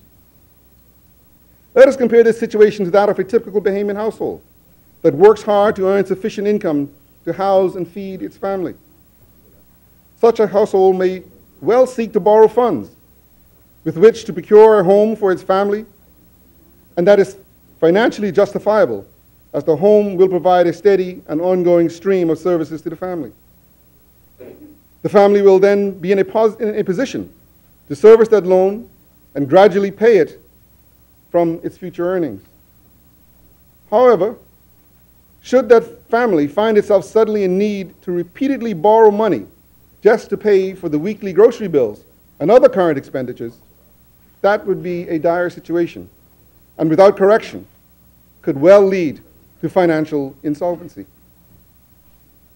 This admittedly is a simple analogy, but I have related it to stress the point that the previous administration, through its lax financial management, had essentially engaged in substantial borrowing during its term in office merely to pay for the so-called groceries, recurrent expenditures, the day-to-day cost of running government. Mr. Speaker, I would be remiss in relaying this information on their track record if I failed to mention that all the while, spending like drunken sailors, they did lip service to the need for fiscal consolidation.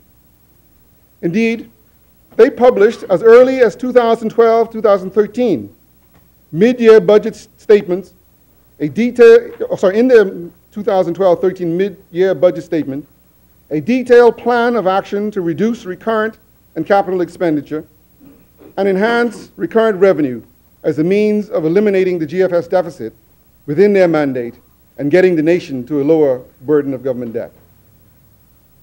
And with the wave of a wand, their plan was projected to result in a GFS surplus of $80 million in 2016 and 17 fiscal year. And you know, I remember that so very clearly, because sitting right over there, myself and the then member for St. Anne's looked at each other and said, what fairy tale land do these people live in? La La Land. Because you cannot continue to increase recurrent expenditure, hoping that you will collect more taxes from the Bahamian people in order to make the books balance. It just didn't make sense. And true to form, Mr. Speaker, yes, honorable members, you did hear that right. A surplus of $80 million was projected for 2016-2017.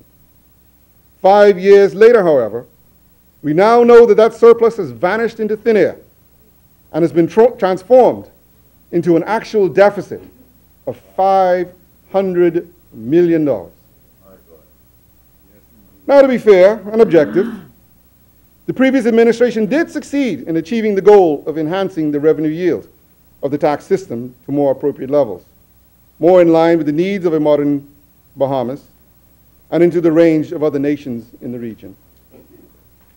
The reforms that they continued in the key areas of customs, real property tax, and business license did go some way in contributing to the rise in the revenue yields.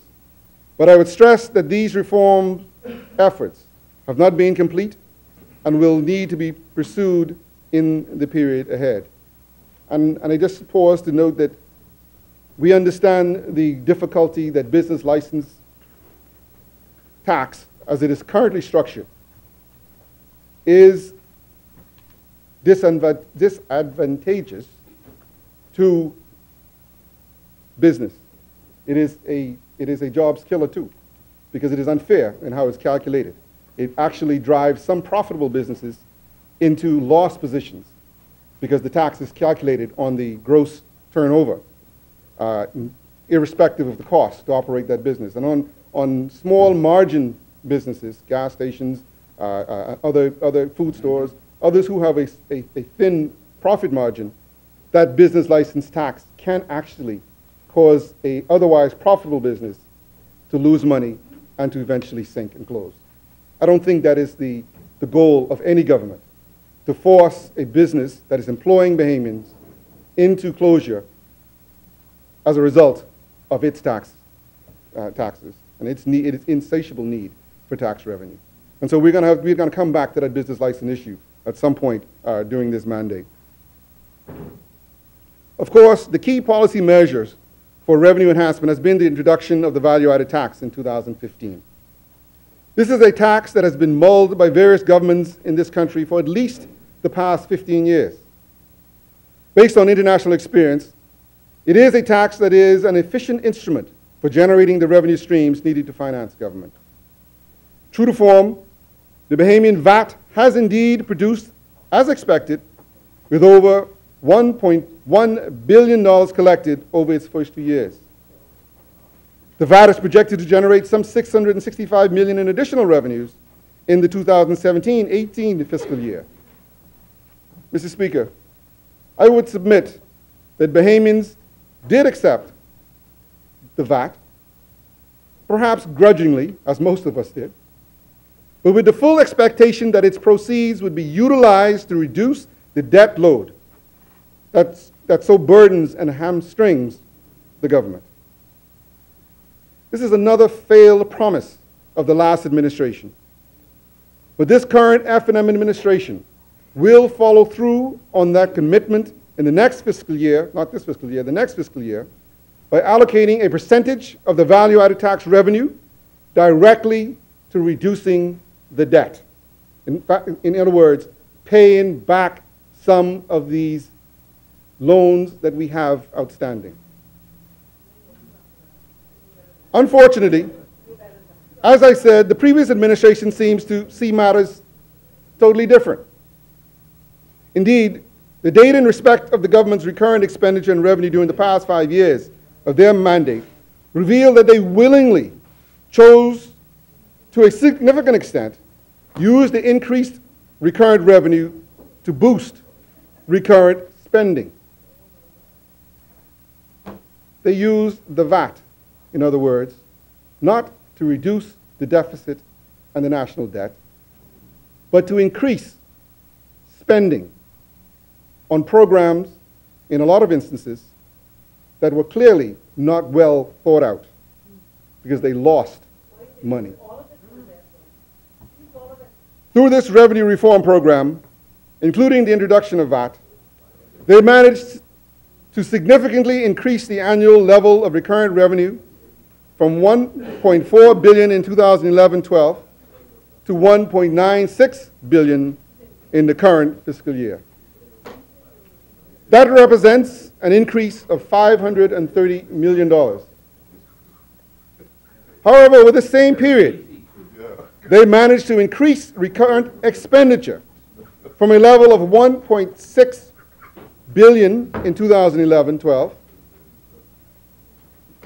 the year prior to their mandate, to a level of $2.5 billion in 2016-17, for an increase in recurrent expenditure of $826 million a year.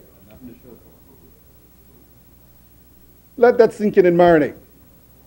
We are paying more taxes, which is intended to pay down the debt, but instead, we have increased expenditure of $826 million. Now, how could the debt come down with those kind of out-of-control spending?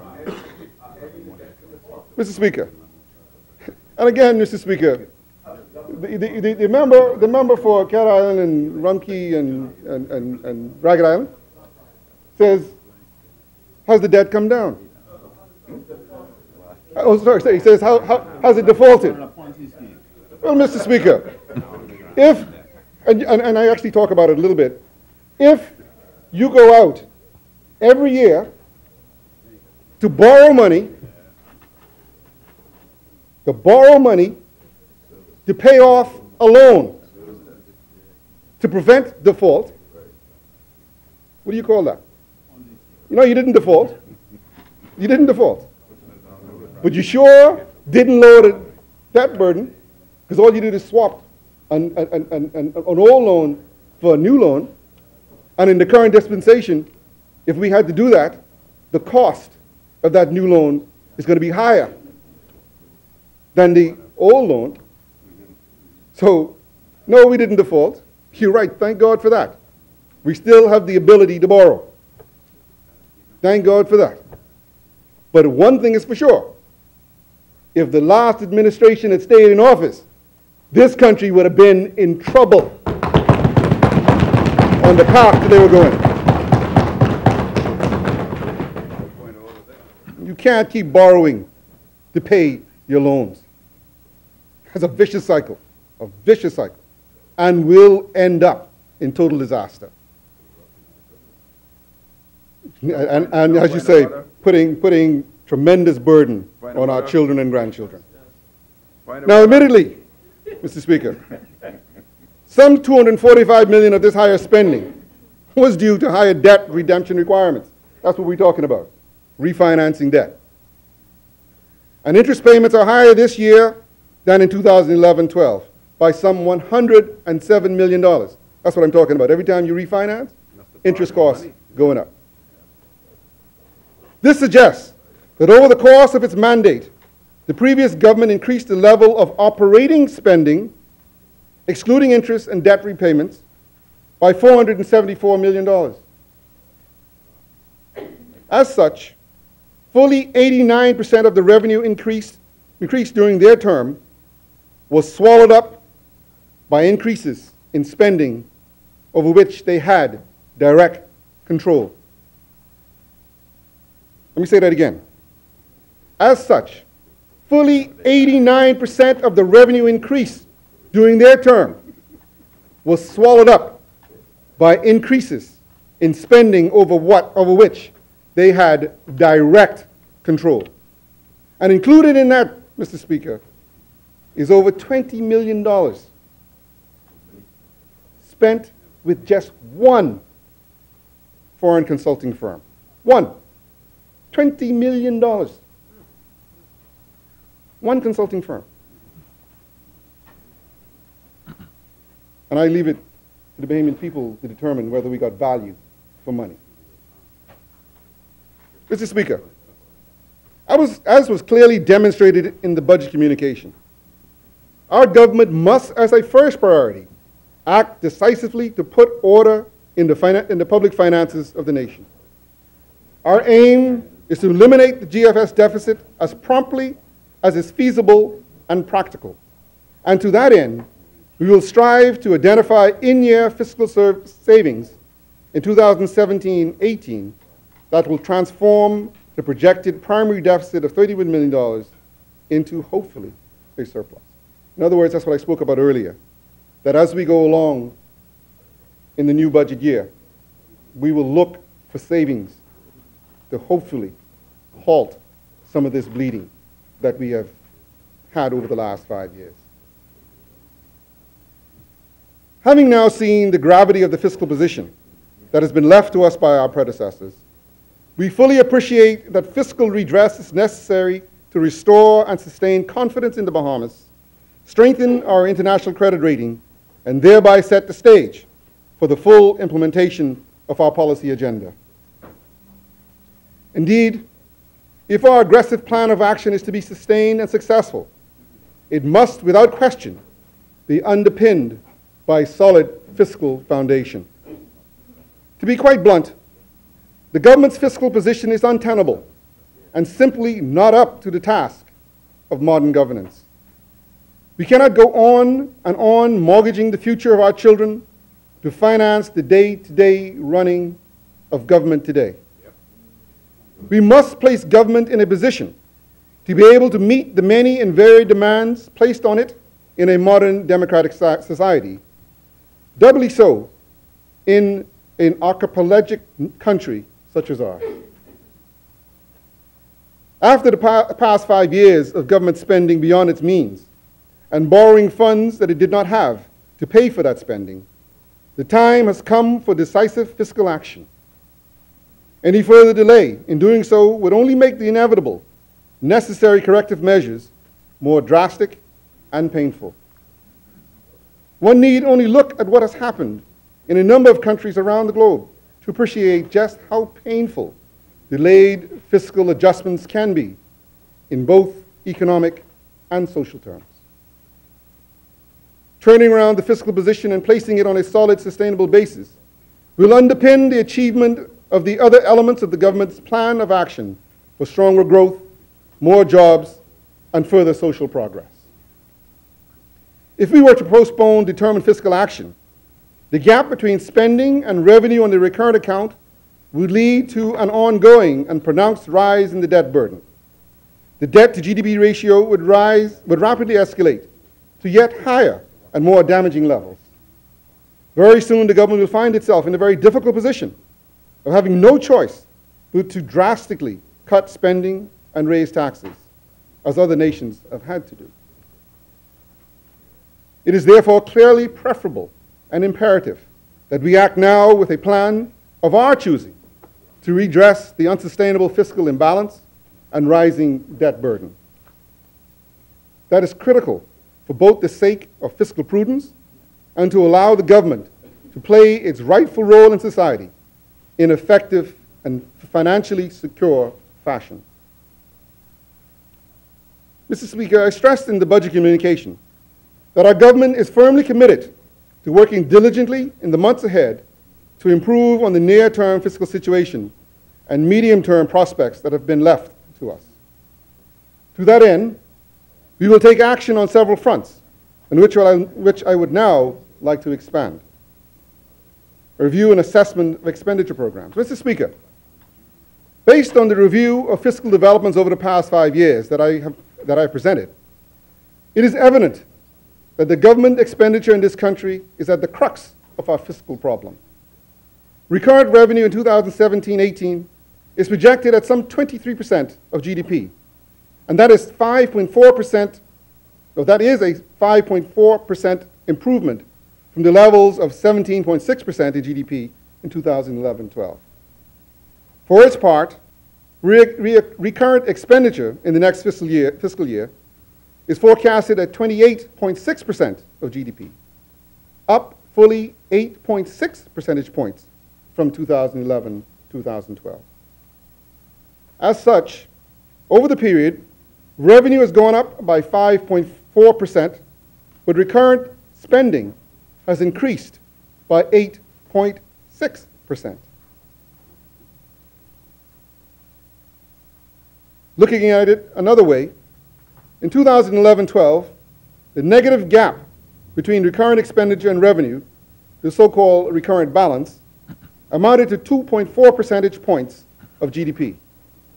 In the coming year, the gap is forecasted at 5.6% of GDP. Clearly unsustainable. Mr. Speaker, in layman's parlance, not only did the previous government borrow large sums to pay the grocery bill, but engaged in further excessive spending during its term to the point that it had to borrow even more to cover the cost of everyday spending.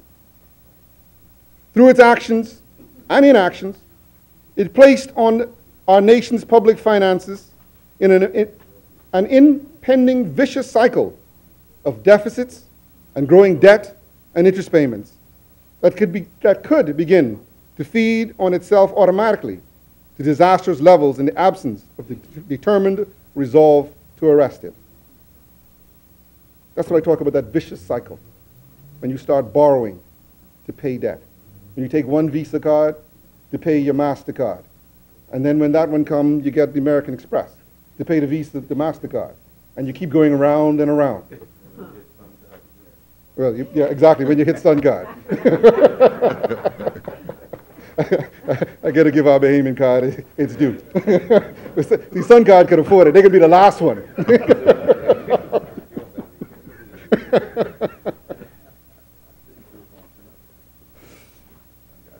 But it's clearly not sustainable. So we have to break the cycle.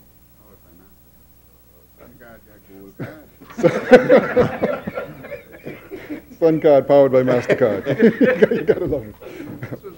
I'm giving advertising now. Somebody got to pay. I think it's a royalty due to government. But Mr. Speaker, it again points out why we have to break this borrowing cycle. And unfortunately, we did not have the time in this current cycle, in this current budget that we'll be presenting, in order to critically review some of the excesses that we have in the budget. But as I said before, it is our intention to start a very determined and aggressive review of all of the programs and expenditures that the government has engaged in and has been committed to engage in for the upcoming year. We believe there are savings to be had. In light of the improvements in the revenue yield of our tax system in recent years, it is evident that more taxes are not the principal answers to correct the fiscal mess that we inherited. While ongoing reform efforts must continue to improve the administration of the tax system and ensure that taxes due are rightfully paid, I believe the primary focus of our efforts must be placed on containing the growth of recurrent expenditure. To that end, as was announced in the communication, we will undertake over the next few months an in-depth review of government expenditure programs to determine where and how service effectiveness and efficiencies can be enhanced and savings and reallocations can be secured. This review will include the much talked about forensic audit and forensic accounting reviews where necessary to determine validity of these charges. Mr. Speaker, I would submit that such a review of spending is long overdue. Many of the programs and services that are delivered by the government have been in existence for a very long time, and as might be expected, have come to be seen as simply something that the government does, year after year. However, change and transformation abound around us, whether in respect of global trading patterns or technological innovations, and the notion that business as usual, like building sidewalks to nowhere, where people don't even walk on abandoned roads, but that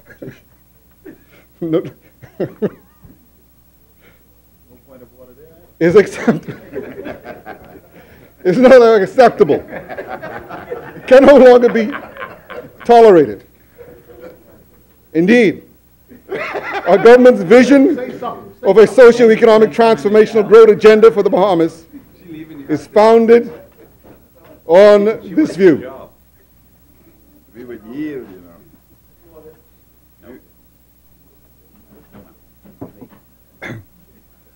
know. The review of government expenditure that we envision must be comprehensive and all-encompassing if it is to be successful, and more importantly, accepted with broad consensus. I understand as family, so I may give them my vote. Excluding certain areas would certainly be counterproductive and would likely doom the exercise. However, while acknowledging this reality, the fact of the matter is that the gravity of the current fiscal situation requires prompt action and early results. Accordingly, we will launch our review of programs and services in a phased way, focusing initially on a select few of the major areas of spending where appreciable financial savings relative to the status quo going forward can be expected to be identified. Other areas of activity and spending will be brought into the fold as we move ahead. The overarching goal of this exercise is to ensure that the government's restrained level of fiscal resources is directed to the highest priority requirements and to those areas where the government is best placed to deliver programs and services. We seek to secure the most efficient and effective ways of delivering our programs and services. Such reviews and assessments will be guided by a core number of criteria, namely, does the program or service continue to serve a public interest? Is there a legitimate and necessary role for the government in this area? Can any parts of the programs and services be transferred to the private sector or to the voluntary sector? How can the delivery of programs and services be improved? To the extent that there is a private rather than societal benefit from the program or service, to what extent can cost recovery and user fees be utilized to finance these programs and services? Is the resultant package of programs and services consistent with the restrained fiscal levels? As may be seen, the program review exercise will, through the application of these criteria, essentially be an ongoing process that loops back on itself if sufficient financial savings have not been identified. And so, in other words, we will do a first brush. And then to the extent that we have not gotten the savings that we desire or that are necessary, we'll go back through it again, cutting our cloth as necessary to ensure that we meet our fiscal objectives. I understand the Prime Minister and the member for Yamacraw, sorry, Elizabeth, they're both surgeons, they tell me, so they know how to cut. I myself, I'm an accountant. Mr. Speaker, the member for Engliston asked if we're going to be firing people, and I will just answer her this way. I'm not going to even say that. I don't answer. What I'm going to say is that we will not place on the backs of the Bahamian people cost that they cannot bear for political expediency.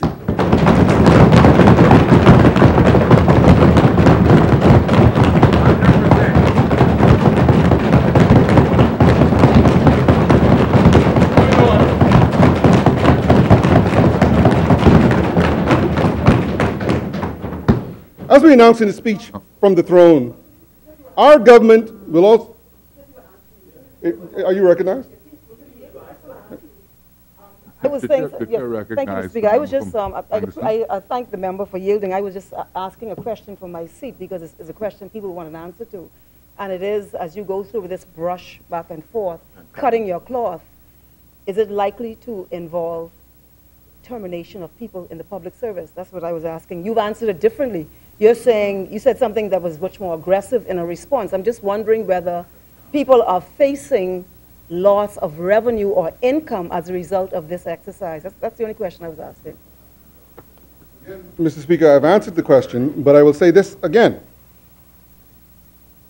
Persons were hired just before the election, May 10th. In fact, May 9th.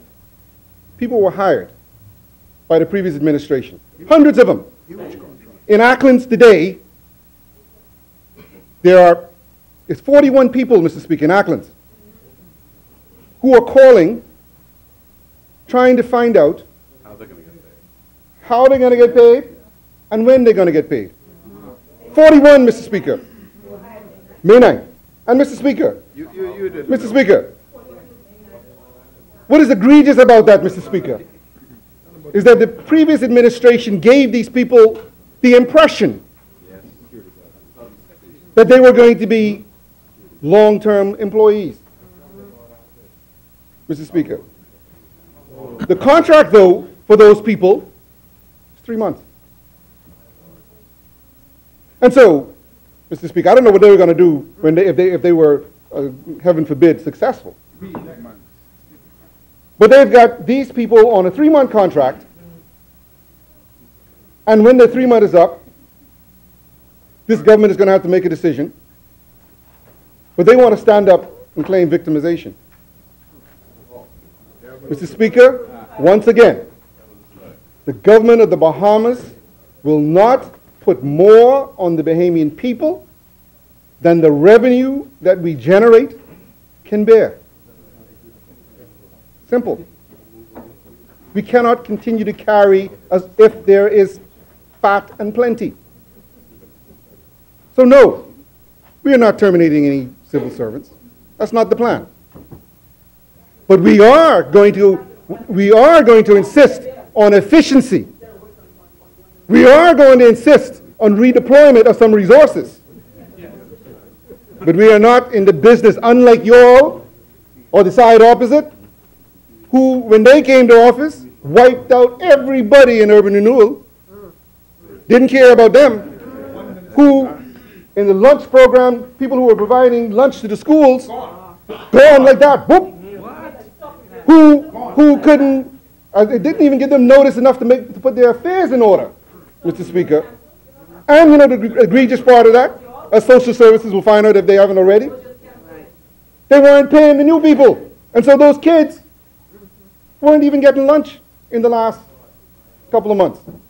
Because the vendors, their vendors, you know, not the vendors that they met, vendors that they terminated people to put in place, they weren't paying.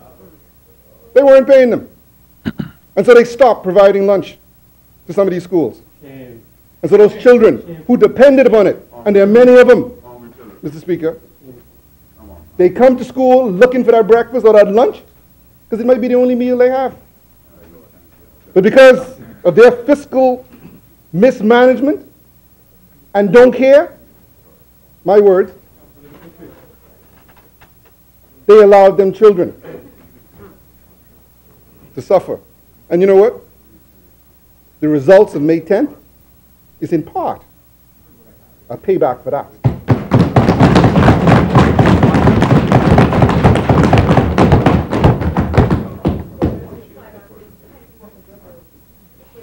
As we announced in the speech from the throne, our government will also work to strengthen the accountability and transparency of the fiscal operations of the government in the Ministry of Finance. As a key component of this plan, we will vigorously pursue the further implementation and completion of the IDB-funded Public Financial Management project as soon as possible. Limited quality, production, and use of information are undermining the government's capacity to determine priority actions. Cumbersome processes and inconsistent practice in public finance management and procurement has reduced capabilities to align resources accordingly. The information presently available is of limited quality, difficult to assess, and consequently not widely used for evidence-based policy and decision-making. More importantly, it also undermines the development of a coherent narrative of government actions. And I've said in here several times that while we are starting to understand the magnitude of the commitments that have been made by this government, we have still yet, and the system does not seem to be able to tell us in any central agency or spot what the full amount of the commitments are. And so every day we get somebody popping up that they are owed this, or they have a contract for that. It's just, I mean, it is absolutely stunning to me as a business person that there is not some place where all agencies must report and it's tracked, whether it's even just tracked on an Excel spreadsheet, what the government has committed itself to and what it owes. The treasurer is on a cash basis. And so, for large part, she only knows what she knows, what's put to her. That can't work. And this all goes back to the move towards a government accrual accounting. It's necessary because we have to know. We have to know if we're going to be fiscally responsible and be able to make the kind of adjustments that a modern Bahamas, a modern governing structure needs to bring this whole fiscal house back in order. We just have to know.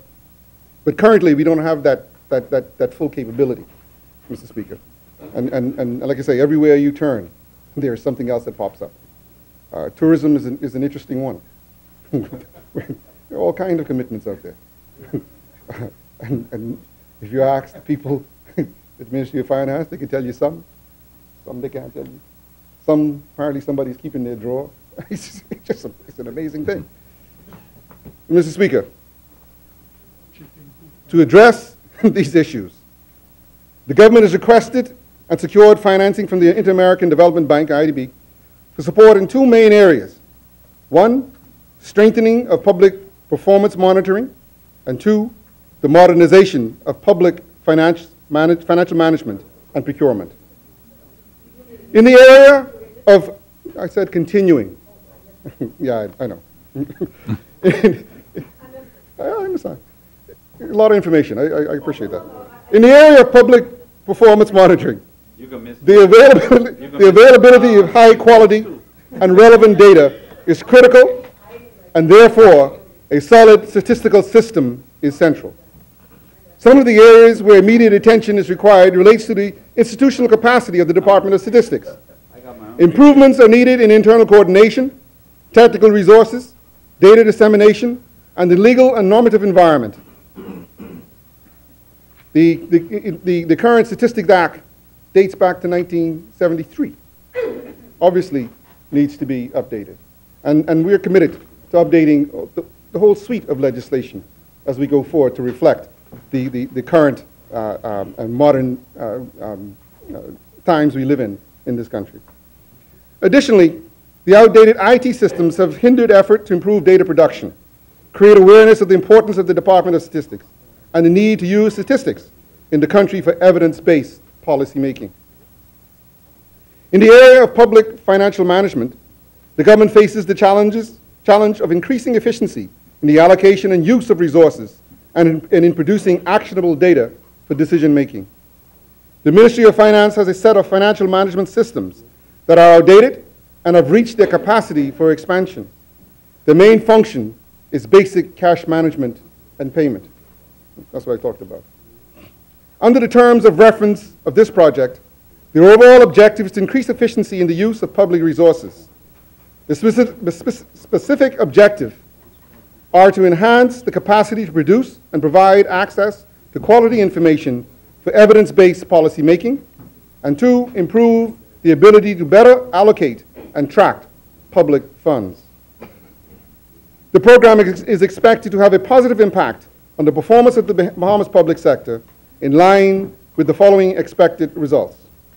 Better capacity to monitor performance in the implementation of public policies in key ministries, improved quality of statistical production, increased access to official statistics, and a more effective use of statistics for policymaking in line with regional and international standards.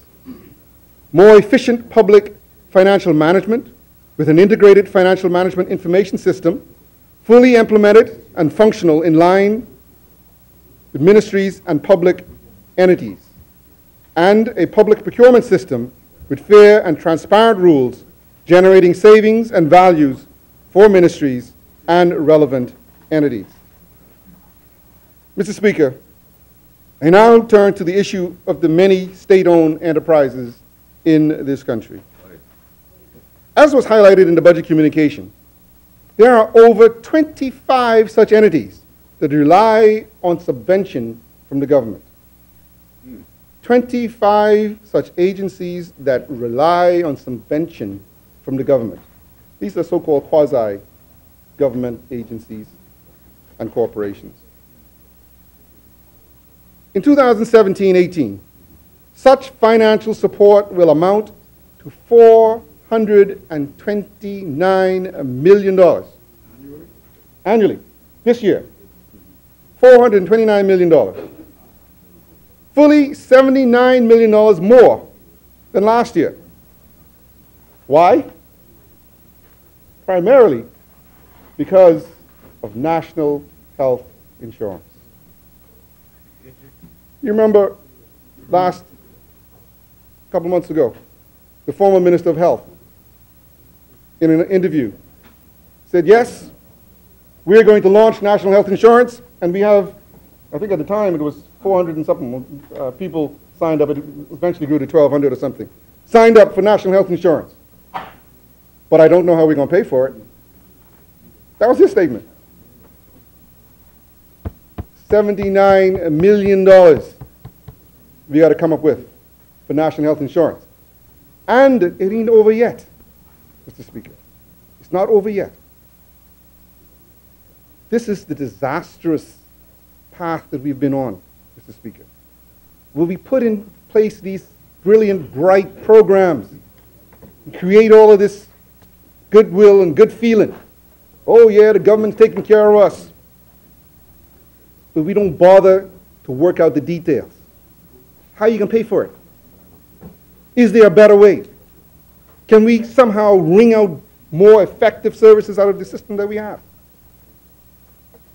This is how you get into trouble. This is how you get to $400–500 million deficits. Mr. Speaker, the largest subvention by far relates to the Public Hospitals Authority, which will receive over $213.8 million next year, next fiscal year. Fully 50% of total government subventions. Minister of Health, you got to help me. I need some of that money back. Please, sir. Next on the list are the new National Health Insurance Authority, which is $48 million. That we know of. Like I say, it's still counting, still going. The University of the Bahamas, with $34.5 million. The Water and Sewage Corporation, with $30 million. The new Bahamas Civil Aviation Authority, with $17.1 million. And everybody's favorite, Bahamas Air, with $14.9 million, if he's not here, if he's successful in an intervention. Otherwise, those new ATRs can cost us, the aircraft, they can cost us to blow a hole again. Potentially another $35 million, Mr. Speaker, because the principal payment is due. You've been paying and delaying the principal. You've only been paying the interest. But now that principal is coming home, you got to pay. And so we have to make a decision about what we're going to do about that. You see, again, you can only roll the ball up the hill so far. It starts coming back the other way. And so, yeah, you all been delaying everything, hoping that you'll win the election. But boy, the day come. That gamble didn't work. The day coming. So it's a reality. $40 million a year. $40 million there projected for Bahamas Air. If we don't fix something, if we don't correct something. Just for Bahamas Air? That's not the subvention. We can do something about it though. We can fix it. Taken together. No, the Aguilar. Taken together, these 6 entities account for total subventions of $358 million, or 83% of aggregated subventions. Mr. Speaker, this only tells a small part of the story. There are other... Chair recognizes the member for Yes, Speaker. Anderson. Yeah, I think the member is, I mean, I think he's not cognizant of on the issue of aviation, of the whole issue. I don't think there is a subvention yet. It is still being paid. It's the Department of Civil Aviation, and an authority was formed, and the way the Ministry of Finance crafted it is being paid from the consolidated fund as if there was still the Department of Civil Aviation. So it's really a shifting of what you're paying now, any old how. because of the Department of Civil Aviation. It's now an authority. It's nothing new. So it's not a new subvention. So I just want to clarify that so the impression is not given that we got this quasi-agency we're paying the subvention to. It's a new formulated entity, and it's moved the funding for Department of Civil Aviation into the authority, the expenses in that area. So I take the minister's point. It doesn't change the fact that we still are going to give the Civil Aviation authorities, because there are several of them, 17 million. That's the point that I'm making, Mr. Speaker. But as I said, this only tells a small part of the story. There are other entities which have underperformed and not provided any benefit or static benefit to the state. For example, BEC and its operating company, BPL, have not been in a position to provide dividends to the government for over 20 years. And you know, BEC used to be one of the most profitable entities that the government owned. It is a shame what has happened to BEC/BPL. It's a shame. Likewise, the Nassau Airport Development Company has not found a formula to provide any returns to its shareholders in 10 years.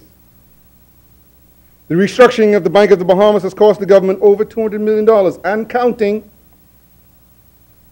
The government has invested close to $70 million in a company called Newco, the operators of Alive.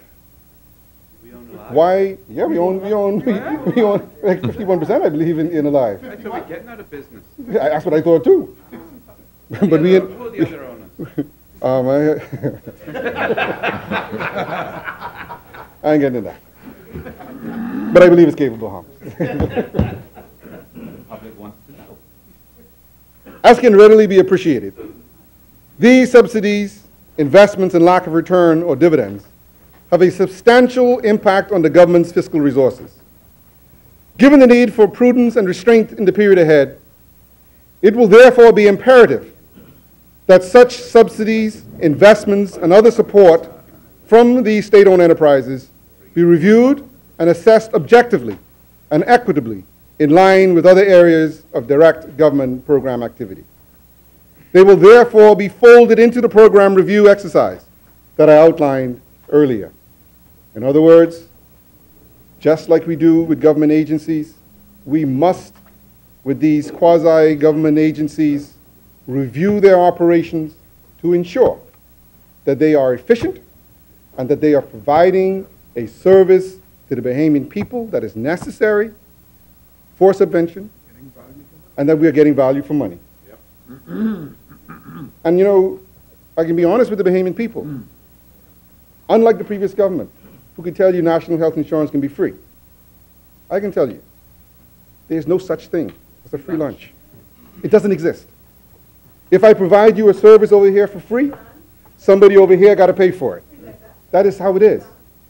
And so when we look at these government agencies, these government corporations, we have to objectively look at the structures to make sure that, one, they are efficient and they're operating according to best practices, and then we're going to have to figure out how do we pay for them. Because we can pay for them through direct fees to reimburse the cost, or we can pay for them by increased taxes. We're going to have to make a decision about that going forward. Because clearly, it is unacceptable and not sustainable the way that we've been going. Yep. It's just cold reality. As I've stated, business as usual is off the table. And we must find practical ways of doing government right, doing it better, and doing it affordably. Mr. Speaker, we have come to the view that the setting and implementation of fiscal policy in this country could be greatly enhanced if it were done within the framework of effective fiscal responsibility legislation. I thus indicated in the budget communication that the government intends to present such legislation for parliamentary approval. While the specific details of this law has yet to be nailed down, it is possible at this time to lay out its overriding objectives and general parameters. The overall focus of a fiscal responsibility law will be to elaborate on the rules and procedures relating to three core budget principles, namely accountability, transparency, and stability. At its most fundamental level, the law will affirm the foundational objectives of annual GFS budget balance and the maintenance of a government debt to GDP ratio at a level that is deemed to be desirable and sustainable. Given these stability objectives, the law would then mandate that the Minister of Finance must annually in the budget communication present for the coming budget year the 2 previous years as well as the 2 subsequent years. Details on the macroeconomic situation and forecast and the assumptions underpinning the budget forecast. Critically, the long-term fiscal targets that have been set in the formulation of the budget strategy. Information as to the fiscal outcomes for the 2 previous years, and an explanation of how and why those diverged from the previous targets that had been set. Fiscal targets for the coming and 2 subsequent years, and how these relate to the attainment of the long-run objectives. Details on the main fiscal components underlying the setting of the fiscal targets, i.e. recurrent and capital expenditure, recurrent and capital revenue, and debt redemption. In order to facilitate the attainment of fiscal objectives, the law could also require the setting of targets for some of the main components of recurrent expenditure, such as the government wage bill. If a GFS deficit is projected, an explanation of the fiscal measures included in the budget to move towards the elimination of that deficit and the time frame for that to occur. And I know Fort Charlotte has been particularly aggressive in respect to that. He wants to know how we can pay it. Good position, and I encourage him to continue to prod in that direction. As a means of strengthening the budget process and building consensus around fiscal targets and actions, consideration could be given to opening up the process of budget preparation with a series of consultations with the public and the private sector several months prior to the budget presentation. As well, it might be desirable to establish an economic advisory body that would operate independent of government and whose role would be to review and assess annually the government's fiscal performance during the previous year, as well as advise on appropriate fiscal targets for the coming year and beyond, including proposed actions in respect of expenditure and revenue. Again, this is an effort to be more inclusive, to give stakeholders, citizens, the opportunity to be more participatory in their governance. And that's what the people spoke about on May 10th. They wanted more of a voice. They wanted their voices to be heard. And we are committed to listening to that voice and including them in the decision-making as best we can. In order to tighten up budget implementation, the fiscal responsibility legislation could also include provisions requiring ministries and departments seeking to introduce new spending initiatives in year to identify requisite financing from within their existing budget allocations. Mr. Speaker, the budget communication indicated that we will be introducing amended public procurement regulations under the Financial Administration and Audit Act in order to increase the transparency and efficiency of the procurement process. A key feature of these new regulations is the establishment of a public procurement board comprising a chairperson appointed by the Minister of Finance from outside the public service, who is competent and knowledgeable in public procurement. The Financial Secretary ex officio, a permanent secretary, and a minimum of 2 persons appointed by the Minister for nominations submitted by associations such as the Bahamas Chamber of Commerce and Employers Confederation, the Bahamas Institute of Chartered Accountants, the Bahamas Bar Association, and other private sector individuals who could contribute and be involved. Again, we want to broaden the participation of the private sector in our governance. And in doing so, instill a sense of accountability and transparency. Among its functions, the board will advise the Minister on the regulations and monitoring of public procurement in the Bahamas, formulate and propose policy, legislative and regulatory actions for the better implementation of public procurement, including measures to facilitate the participation of small and medium-sized enterprises. That's important, Mr. Speaker.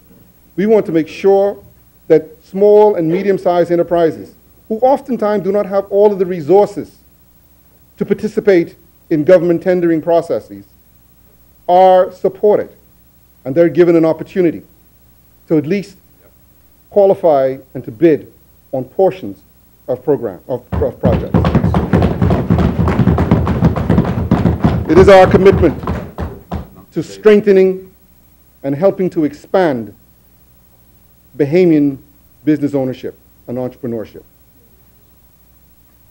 Because again, we realize the government can't do it all. And so we need to broaden that base and create a middle class that will be able to sustain us through the peaks and valleys of economic cycles and of foreign investment. This board will also provide advice and recommendations to the minister to ensure implementation by all parties of existing laws, policies, regulations, rules, and procedures governing the procurement of works, goods, and services, financed in whole or in part from public funds. The regulations set out the methods and procedures to be followed by procuring entities to ensure openness and equity. They also provide for the establishment of a procurement review tribunal that will adjudicate complaints and appeals in respect of the procurement process.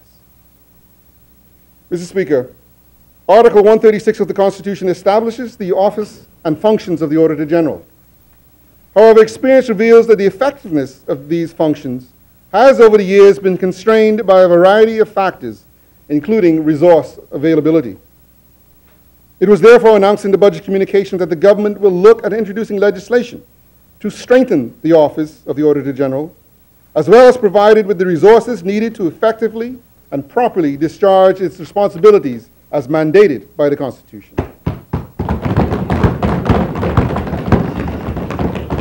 We also wish to preclude the possibility of undue government interference in the work of the Auditor General.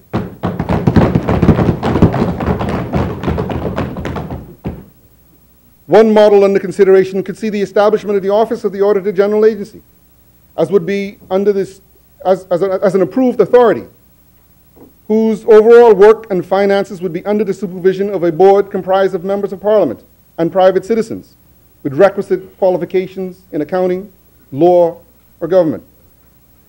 The board would play no role whatsoever in the preparation of the Auditor General's annual audit plan, nor in the conduct of individual audits. The Auditor General would publish his annual, basically what it's talking about is an audit committee. Take it out of the realm of politics. Establish an audit committee. The Auditor General would publish his annual audit plan within 30 days of the start of the fiscal year and would subsequently report on the result of his audit plan to Parliament within 60 days of the close of the fiscal year. It would be mandatory for reports to be sent to the Speaker without reference to the Minister of Finance. And Mr. Speaker, that is important because you might recall in the last term of Parliament, the Public Accounts Committee had cause to reference an Auditor General's report. And in my view, incorrectly, there was a ruling that the Public Accounts Committee could not access or refer to that audit report because it had not been tabled in the House. It is erroneous in my view. However, it was in the government's authority at the time. And they did delay the presentation of that report so that it stymied the work of that Public Accounts Committee. We don't want that to ever happen again. That is the people's check on the government, as it is controlled by the opposition. And they should have unfettered access to any report that is issued by the Auditor General. They have that right.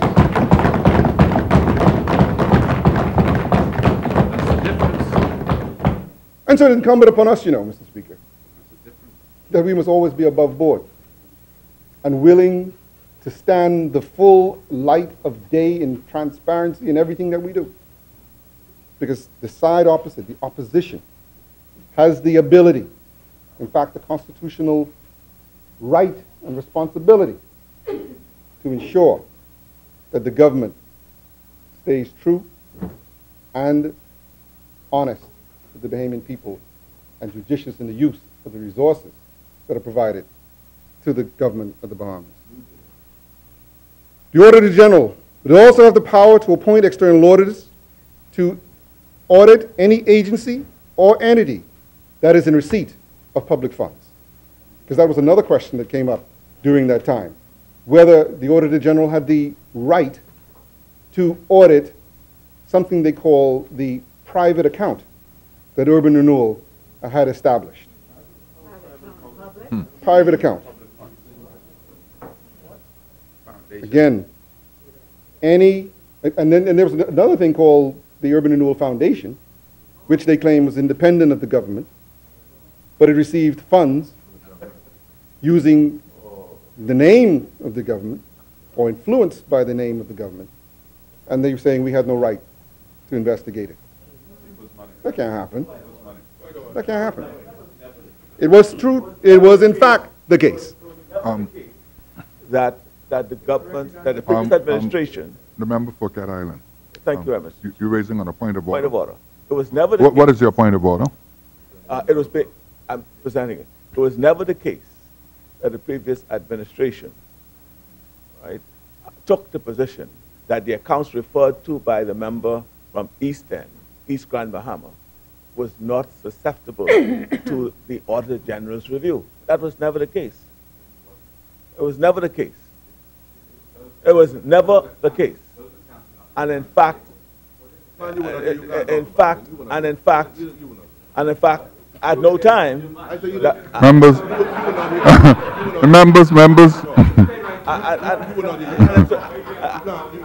at no time, members, please address the chair. We have a member on his feet. At no time that I'm aware of that a request was made of the Urban Renewal Commission to review accounts. There are two accounts identified by him. He called it a private account. There's no such thing as a private account. Right? It was an account that was opened by the Ministry of Finance to be operated by the Urban Renewal Commission as set out by its mandate. And there was a foundation account. And at no time that I'm aware of that those accounts were asked to be looked at by the Auditor General. So it is not correct to say or to use the premise that something was untoward in the last previous administration that is informing the decision to strengthen, as it were, the Auditor General's role in the execution of his constitutional responsibility. Just before the member for East Grand Bahama continue, just want to bring it to the attention of honorable members that when you rise on a point of order, it must be substantially a point of order and not just an attempt to frustrate or to debate a position when in fact you can do so in your response. There are only 7 exceptions to interrupting a member while he is speaking. And so far I've been lenient because up to this point, none of the interruptions have fallen within the exceptions. And that those exceptions can be found in Rule 30, subsection 27. So just be aware of the chair's discretion and leniency in that regard. The member for East Grand Bahama. Thank you, Mr. Speaker. You know, Mr. Speaker, I don't want to relitigate the Urban Renewal Public Accounts Committee issue. But the member himself, who was in fact charged with urban renewal in the last administration, would, if he goes back to some of his own minutes that his initial is on, will know that the government referred to an account as the private bank account for urban renewal. It's in writing. You can go back there. Further, Mr. Speaker, it is a fact that it was disclosed that the Urban Renewal Foundation, I think it's called, or Bahamas Urban Renewal Foundation, I can't remember the exact name, was considered off limits to the Auditor General. In fact, the Auditor General, if you go back to the minutes of the last Public Accounts Committee, in one of the meetings suggested that he can, and he pointed to the constitutional law that permits him to look into that foundation account. And it was stated by government members that no, there's no government members on this foundation, that the funds are accepted from, go back and look at the minutes, man. Mr. Speaker, the Auditor General will also have the power to appoint external auditors to audit any agency or entity that is in receipt of public funds. Mr. Speaker, many of the taxing statutes in the Bahamas have been outdated, have weak and outdated collection and enforcement provisions. Non-customs tax revenue flows from a handful of legislative vehicles, such as the Value Added Tax Act, the Business License Act, the Property Tax Act, the Excise Act, the Excise Stamp Act, and the Stamp Act. These instruments have their genesis as early as 1925 in the case of the Stamp Act, and as recent as January 1, 2015 in the case of the Value Added Tax Act. Commerce has become increasingly complex in recent decades, as have efforts to avoid or minimize the payment of taxes. Understandably, changes to legislation to respond to these changing environment have not always kept pace. The consequences of this misalignment is an erosion in the ability and consistency of tax authorities to protect government revenues and ensure greater tax compliance. Outdated and inconsistent enforcement and collections provisions threaten government's revenue and prejudice businesses that comply with their tax obligations. Modern jurisdictions worldwide have responded with legislative agendas that continuously strive to align enforcement and collection provisions with emerging and evolving avoidance practices. There is broad inconsistency in legislative tools available to enforce payment of a tax dollar owed to the government of the Bahamas. Because the taxing statutes were conceived individually, they reflect different enforcement and collection provisions, and perhaps provisions felt to be appropriate to the fiscal environment at the time they were enacted. For example, a dollar assessed under the recently implemented value-added tax legislation has a wide range of modern tools available to enforce payment, whereas the same dollar assessed under the Business License Act has very limited and cumbersome provisions to enforce payment. In order to remedy this situation, it was announced in the budget communication that the government will introduce revenue administration legislation to formally establish the Department of Inland Revenue. As well, this legislation will seek to improve and modernize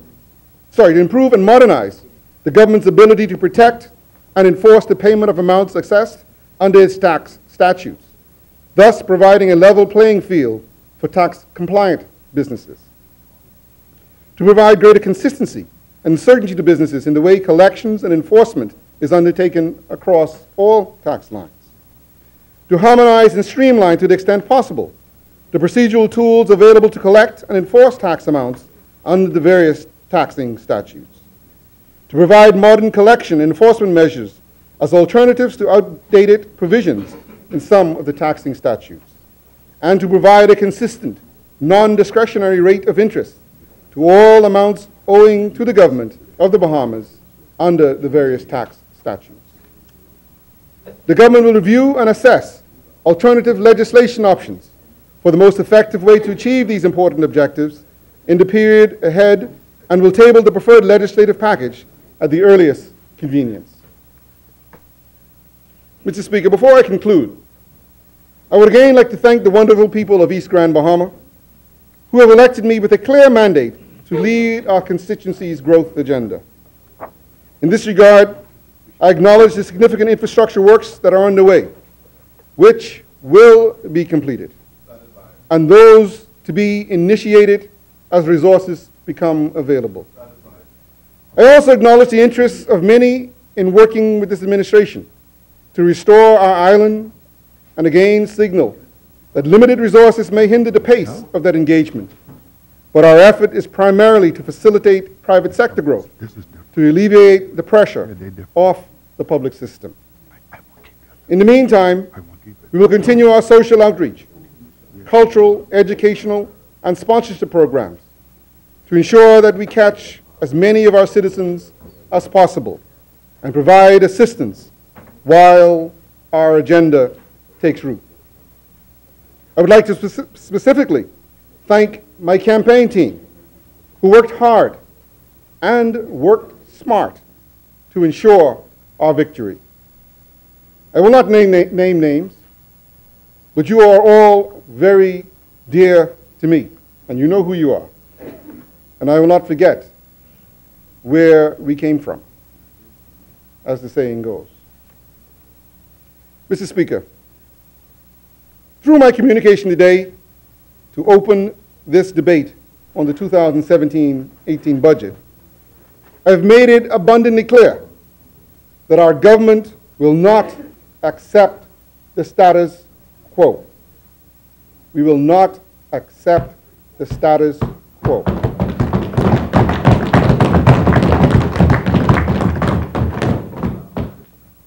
The previous administration frittered away 5 years with false optimism and broken promises. In the process, wasting valuable public resources and leaving us with an unsustainable fiscal position. It is therefore imperative that we act now decisively to redress the public finances, eliminate the deficit as soon as possible, and return the government's debt load to lower, more appropriate levels. The days of talking a good game about fiscal consolidation are over. It is only through a sound fiscal strategy that we will be able to implement realistically and sustainably our bold and visionary agenda for growth, for jobs, and for prosperity. That agenda calls for transformation and changes that will create an open, productive, and competitive economy and society. To that end, government itself must embrace change and modernization if it is effectively to support growth and prosperity through efficient and sustainable programs and services.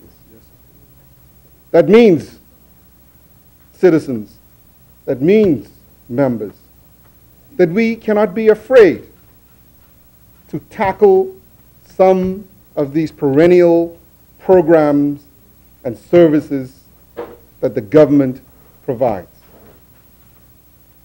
We have to have faith in ourselves, in our people, that government does not have to, cannot do everything for everyone. Our resources just cannot continue to sustain it. And so I say to all of us, as the proverbial saying goes, tighten your belt. Tighten your belt. Those of us who might be a little bit more bigger than we should be, we have to lose some weight. It's part of the process. They're talking about me. Absolutely. But it's what it is. We're in a bad spot. And we're not going to get any better unless we make a dramatic and serious change in the way that we do business. And so I want to thank the officers, the staff of the Ministry of Finance in particular, who have put so much effort into preparing this budget. You know, when I walked in the door and they were having their budget meeting, the first thing I said to them is, I hope you all come to tell me you're cutting expenses by 10%. And they all laughed. And while we have not had the opportunity to work together long enough for me to let them know that I'm serious about that. Over the next year, you'll get to know each other. And we will get to know, as some people would know, I'm cheap. I'm very thrifty. And I intend to bring that mindset to government, to the Ministry of Finance.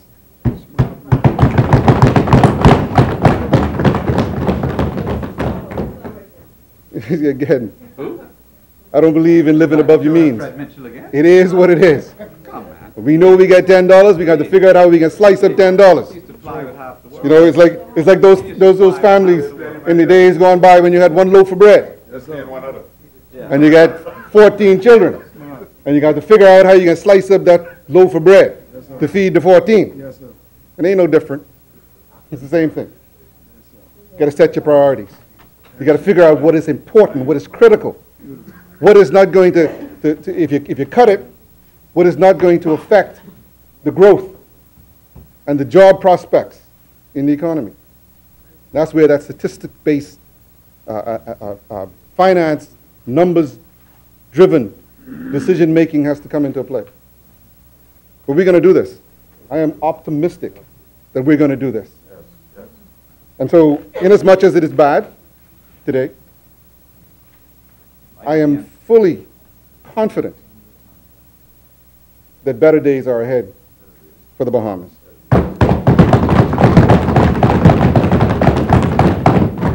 Mr. Speaker, I look forward to the changes. I'm very optimistic about the future of our wonderful country.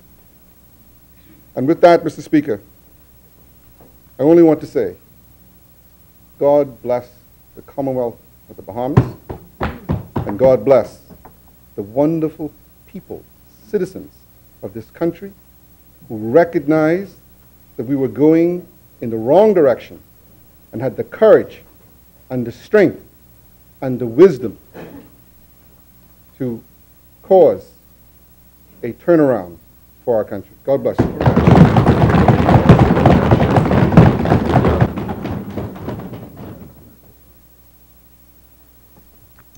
Is there a second, though? General, the member made some assertions about what will happen in the new legislation. I just want to clarify something with him and what happens now with the Auditor General's office. Is this a point of order? No, it's not. It comes under Rule, where is it? 32.6. Rule 32.6, which a member may speak more than once or to a question before the House, except an explanation, may not speak more than once, except an explanation, elucidation, reply, or with leave of the House. Yeah, I'm asking for your leave. I'm speaking. It's not. Leave granted. Sorry? Leave granted. Thank you, Mr. Speaker. I just want to say, lest the impression is given that the Auditor General's office is some ancient institution that is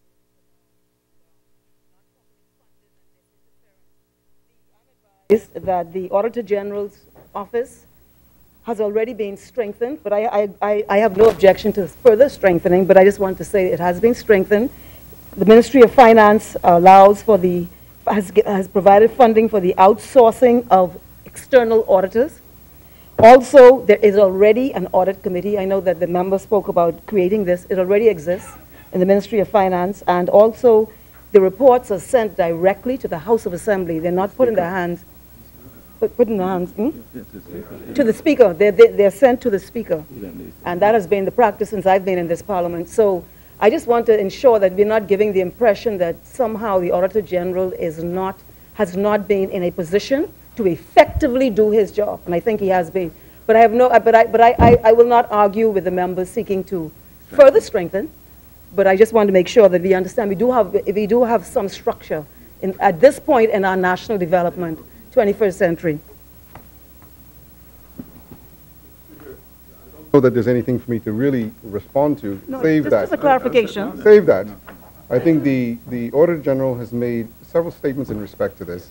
Additionally, the previous speaker made an intervention with respect to this, as did the Public Accounts Committee make a intervention in respect to this.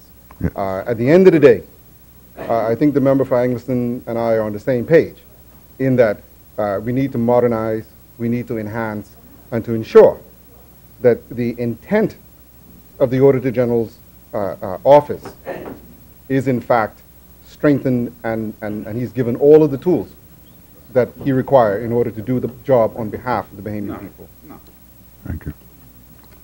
The chair recognizes the member for St. Barnabas. Mr. Speaker, I rise to second the motion.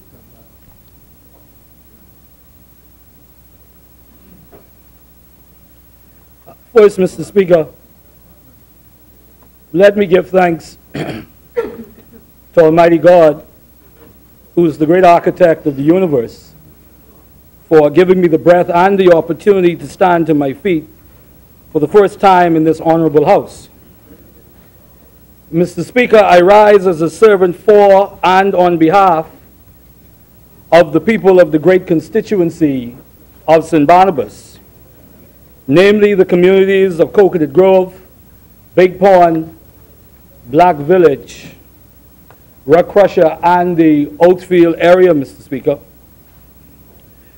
From the outset, Mr. Speaker, I beg your indulgence to convey my condolences to the family of the late Shirley Brown of Black Village, who was a giant of a woman and who's been a staple of the community of Black Village for decades. I pray that God continues to grant her family refuge, and may her soul rest in peace and rise in glory. Additionally, Mr. Speaker, in a gesture that I am confident will solicit the unanimous support of the honorable members, I extend congratulations to our Olympic champion, Shanae Miller-Weibo,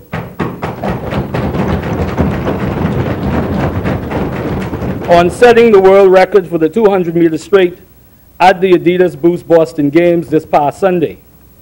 She now has the distinction, Mr. Speaker, of being the first Bahamian female to hold an individual world record in an athletic event.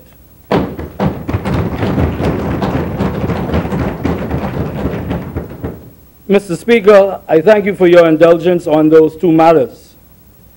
Mr. Speaker, I would be extremely negligent not relaying some sentiments on my initial rising as a first-time elected member of this honorable House. Mr. Speaker, I am humbled and honored for having my name permanently sewn into the fabric, the historical fabric, Mr. Speaker, of this honorable House, and pray to Almighty God that my deeds will bring honor to the selection that the people of St. Barnabas have made on May 10th. I pay homage to the honorable members that have illuminated the corridors of Bahamian history and represented the people I now serve. In particular, Mr. Speaker, I salute the great cultural icon, Renaissance man, and patriot, the Honorable Edmund Spencer Moxey, who served as a member of Parliament for Coconut Grove from 1967 to 1977, and was the visionary creator of Jumbe Village. Incidentally, Mr. Speaker, the Honorable Edmund Moxey would have left this honorable place a year after I was born.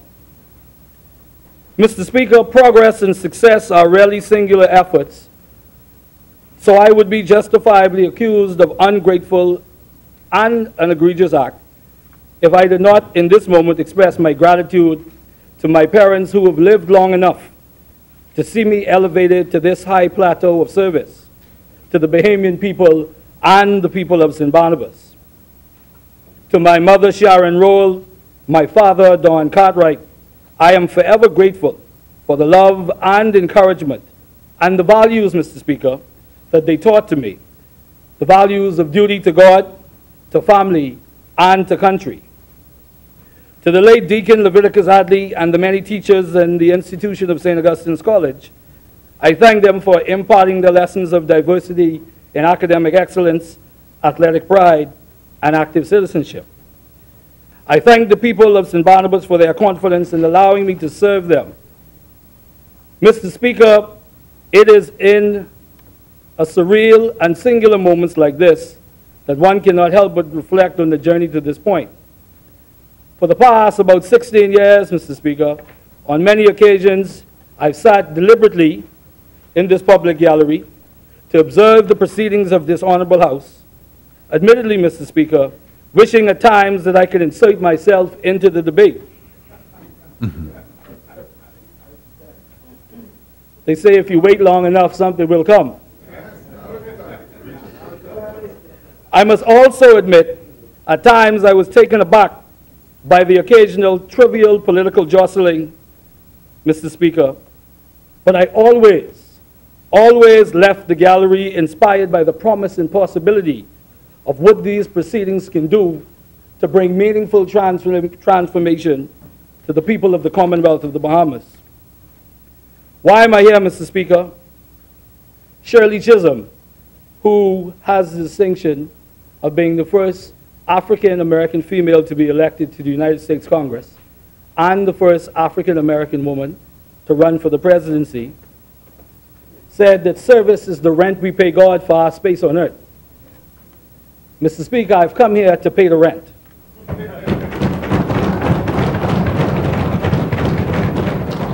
Also, Mr. Speaker, there will come a time when life's music will stop, and we will not be remembered for the distinctions before and after our names, but we will be remembered for what we have done to make things better in the Commonwealth of the Bahamas and make things better for the people of the Commonwealth of the Bahamas. Mr. Speaker, I've consistently said in my political journey that I'm not here for what I can get, but for what I can give. This is not about me, Mr. Speaker. This is not about us. This is about the Bahamian people and the people of the great constituency of St. Barnabas. And Mr. Speaker, while I swear to uphold the Constitution of the Commonwealth of the Bahamas, I am equally resolute in upholding the moral constitution written in my heart, Mr. Speaker, by my Creator. I will do my best to be my best for the people of St. Barnabas. Mr. Speaker, I'm not offering this sentiment as a self-righteous one, but as a sincere one. You see, Mr. Speaker, like everyone here, I too love my country and I love the Bahamian people.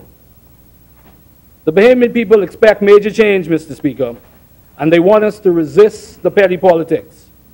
So, Mr. Speaker, let the future of the Bahamas be determined by the bigness of our ideas and not the smallness of our politics. Now, Mr. Speaker, I am not naive about the political realities we face. However, I do believe that those realities have been created by us, just as the solutions to our country's most pressing problems resides within all of us. Mr. Speaker,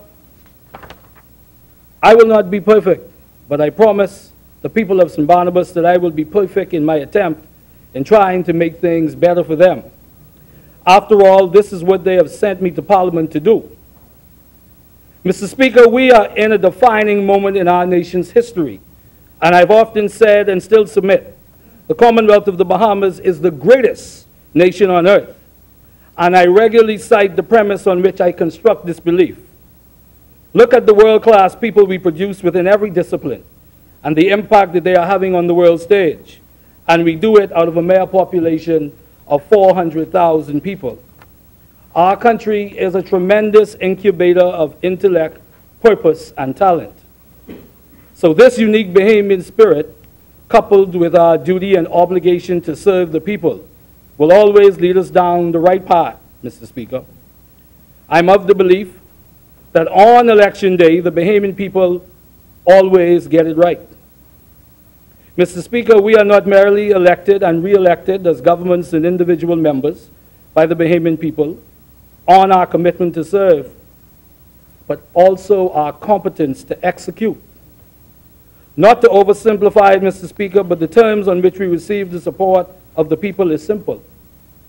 Do the Bahamian people's business and do it transparently, justly, and competently. In no other area is that competence measured and weighed, Mr. Speaker, than in the stewardship of the Bahamian economy. This exercise today, Mr. Speaker, is less about a relitigation of the 2017 general election. Truth be told, Mr. Speaker, the Bahamian people made their judgment, the results of which is reflected in the makeup of this Honorable House today.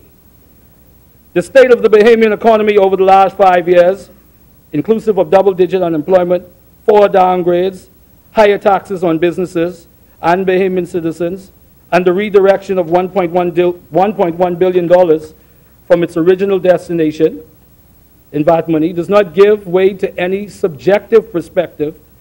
It's an objective one, Mr. Speaker, not influenced by emotions, opinions, personal feelings, or political bias. It's a measurable one. So this budget, Mr. Speaker, represents the sobering reality that governments are, in fact, continuous. So you do inherit the bad decisions of your predecessors.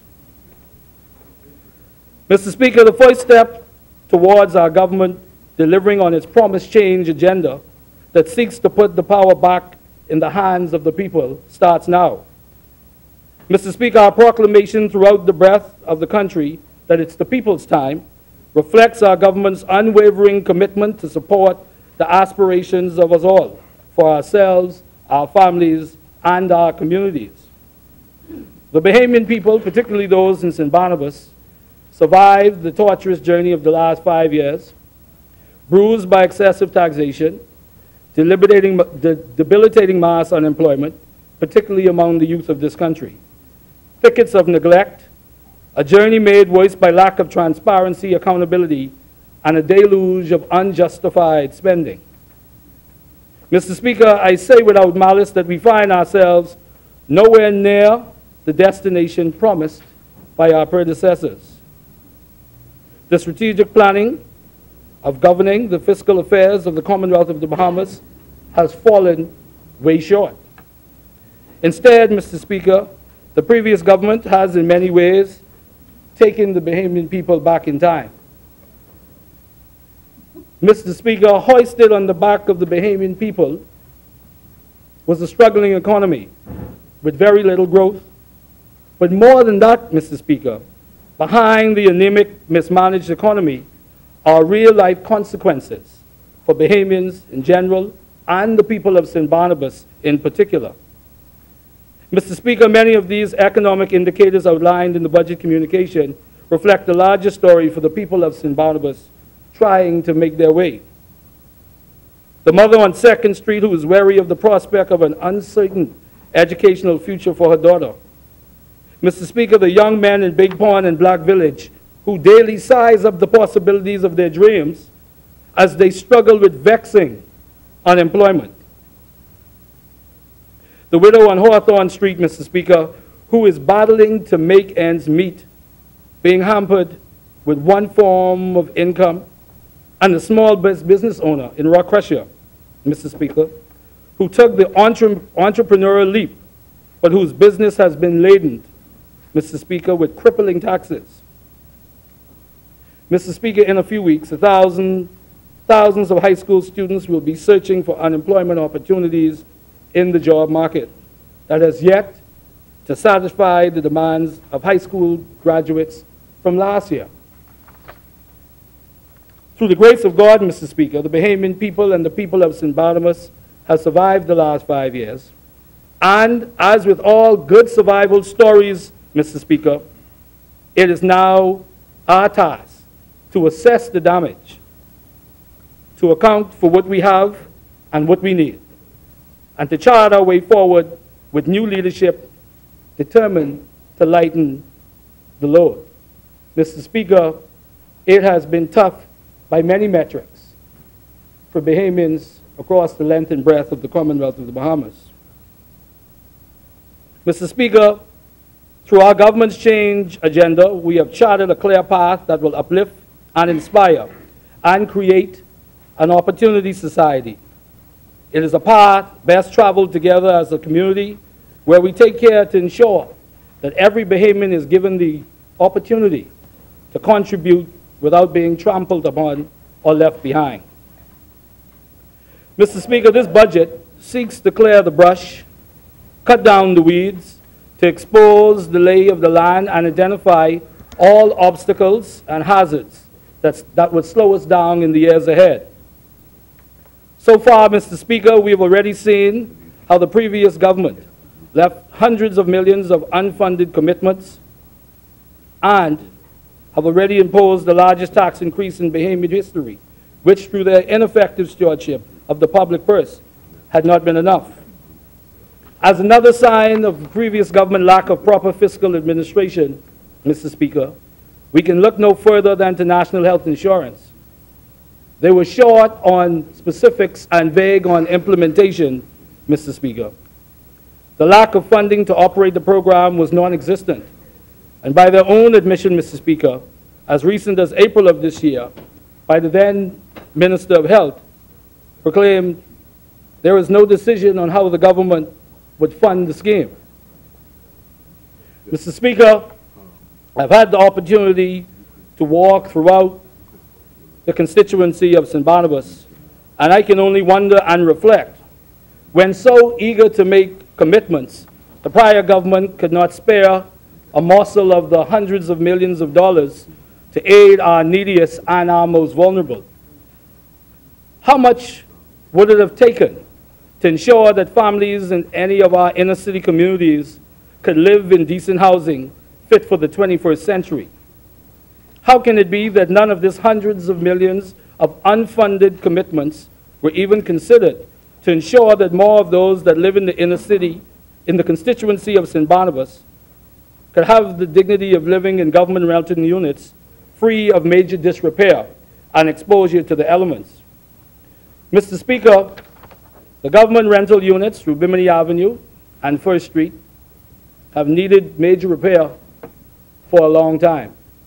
And during my walk throughout the constituency, Mr. Speaker, my heart became full to see the conditions that some of our Bahamians are living in. How much, Mr. Speaker, of the hundreds of millions of dollars it would have taken to bring much needed relief to the Coconut Grove Clinic on Auckland Street that also houses the Coconut Grove preschool? You know, Mr. Speaker, I had the opportunity to visit the clinic in Coconut Grove, and it has been there from the 70s.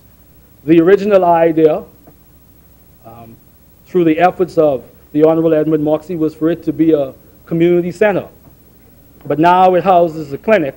It isn't a polyclinic, so it doesn't provide all of the full services, but it's for maternal and child health.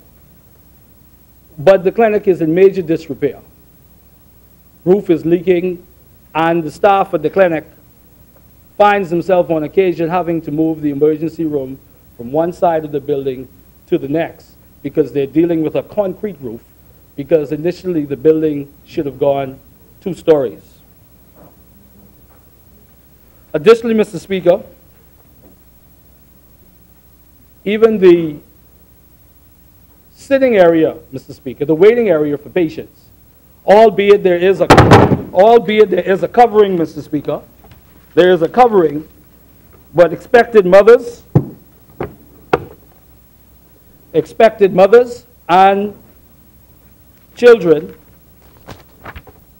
thank you, expected mothers and children are exposed to the summer heat. Something must be done, and I will definitely have a conversation with Elizabeth, the Minister of Health. Most astonishing, Mr. Speaker, the area where the medications are kept, they have these yellow inventory cards, basically indicating the medications that they need.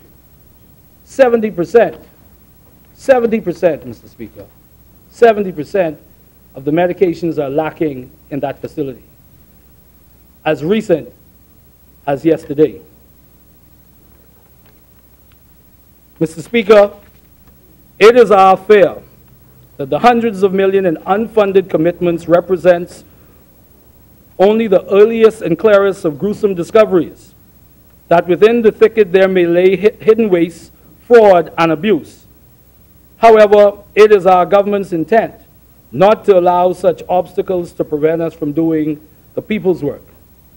We have a country to build, communities to strengthen, families to keep safe, and dreams to make possible. Mr. Speaker, the honorable member for East Grand Bahama has, in his budget communication, set the ground for what is to come. The people of St. Barnabas look forward, Mr. Speaker, to the time when our financial outlook is settled so that we can begin to engage fully the planned redevelopment and revitalization of the inner cities. And Mr. Speaker, I thank the Honorable Prime Minister for his vision of the redevelopment of the over-the-hill area. For far too long, the people in those areas, the Bahamian people in those areas have been neglected.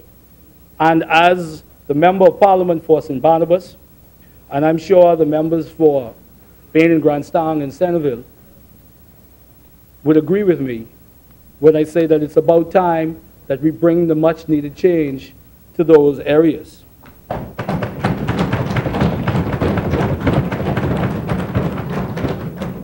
There's no doubt, Mr. Speaker, that the inner city communities can only truly thrive, Mr. Speaker, when they are fully integrated into the larger Bahamian economy.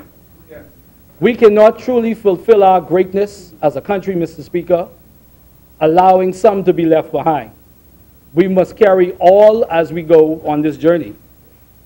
Mr. Speaker, increasing and strengthening the social security structure has its merits and its values.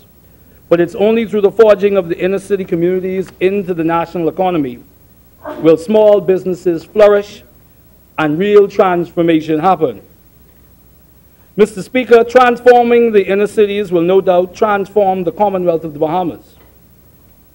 Notwithstanding the constraints inherited from the previous administration, Mr. Speaker, the people of St. Barnabas are hopeful about the many life-changing proposals and policies planned by our government and outlined in our socio-economic growth agenda for the 21st century, including the commitment to make provision for potable water, sewer and sanitation services, and electricity throughout the inner city. Encourage the promotion of small, medium-sized businesses by providing them with incentives they need to survive. Create tax-free economic zones to encourage business growth and spur creation in the redevelopment phase and beyond. Encourage and empower absentee landowners to redevelop their ancestral lands and abandoned buildings.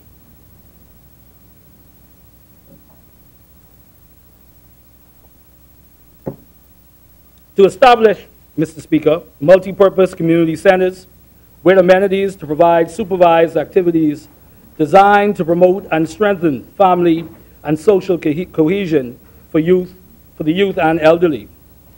Enact legislation which allows duty-free concessions on all construction materials and building supplies used in the construction of business premises and new or refurbished owner-occupied homes. Mr. Speaker, the people of St. Barnabas were ready for the change. They believe that it is the people's time, and we will ensure that that happens for the people of the inner city, Mr. Speaker. Mr. Speaker, to be sure, we have before us a mammoth task. But if we are to start afresh and anew, it is first necessary to clear out all the debris, the ruins of failed policies and remnants of self-interest, to throw out the clutter, Mr. Speaker, so that the Bahamian people can see all that is left before us. We have a duty to our country and a duty to the Bahamian people to do so. Mr. Speaker, In closing, I wish to reference again, ever so slightly, the terms of engagement for which I'm committed to in this honorable House. Mr. Speaker, our diverging political views will inevitably at times lead to passionate and spirited debates. I am, as every honorable member, a makeup of both personal trials and triumphs and vices and virtues, all of which we carry with us daily in one hand, and the hopes and aspirations of our constituents in the other, Mr. Speaker. While our imperfections cannot be denied, what is also without challenges, Mr. Speaker, is that it will not be disagreements that will alter the decorum of this honorable House. It will be the tenor and spirit through which we convey those disagreements. So finally, Mr. Speaker, in that spirit, I submit that the Bahamian people have been through a tumultuous and uninspiring, Mr. Speaker, 5 years. But, Mr. Speaker, it's a new day, and good governance has returned to the Commonwealth of the Bahamas.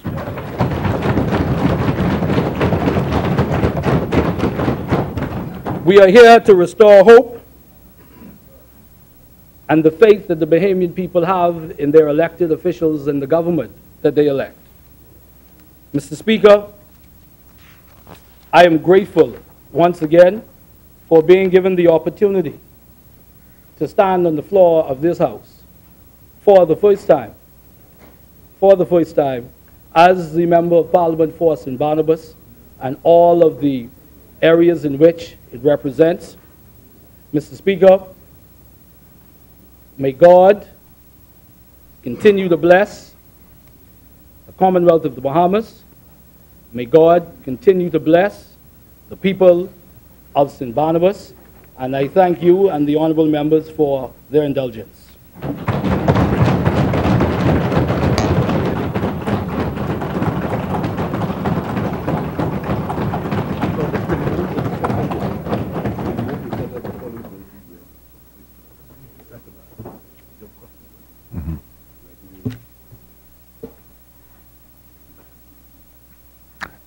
It has been moved and seconded that the following bill has been read a second time and committed. A bill for an act for the appropriation of diverse sums of money for and towards defraying the expenses of the government of the Commonwealth of the Bahamas on the revenue account for the financial year commencing the 1st of July 2017 and ending the 30th of June 2018. As many? The chair recognizes the member for South Andres. Thank you, Mr. Speaker. Mr. Speaker, with your leave, sir, considering the hour and being close to lunchtime,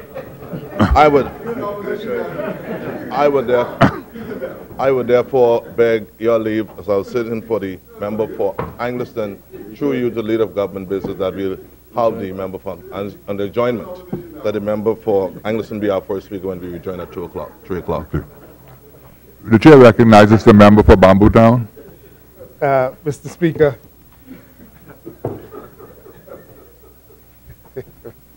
some habits die hard. But Mr. Speaker, I move that the business of the House do adjourn to 3 p.m. today, that the business of the House suspends to 3 p.m. today, Wednesday, June 7th, 2017. Is there a second? Mm-hmm. Yeah, I got to do that, man. I got to save the side. It has been moved and seconded that the House suspends its business until 3 p.m. As many as are in favor remain seated. Those who oppose shall rise. The House stands suspended, and the business of the House stands suspended until 3 p.m.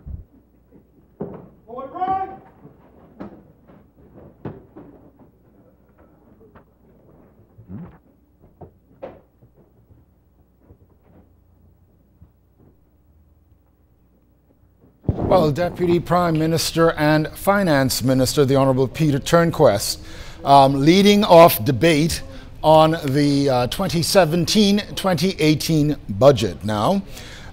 He, of course, is taking the former government to task on a lot of issues regarding the finances of the country and the way that they managed the economy. He says that the Progressive Liberal Party government paid only lip service to fiscal consolidation. He also claimed that the former government used VAT not to reduce debt, but to increase spending on programs that were not well thought out. He says the government's fiscal position is untenable and it cannot continue like this. So they must take certain action. He says they must contain the growth of recurrent expenditure, and he promises that they will not put more on the backs of the Bahamian people than they can bear just for political expediency.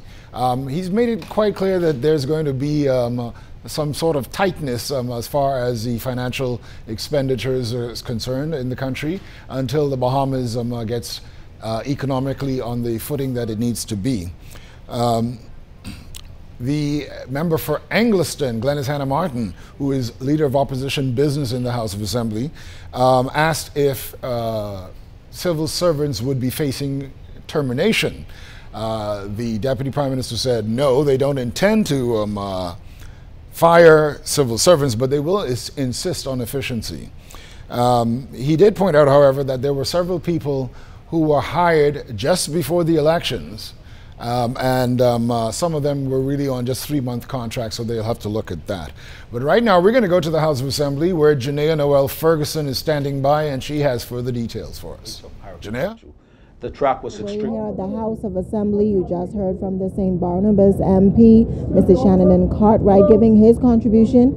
But he came after the Deputy Prime Minister, Peter Turnquest, who gave a comprehensive overview of the finances of the country.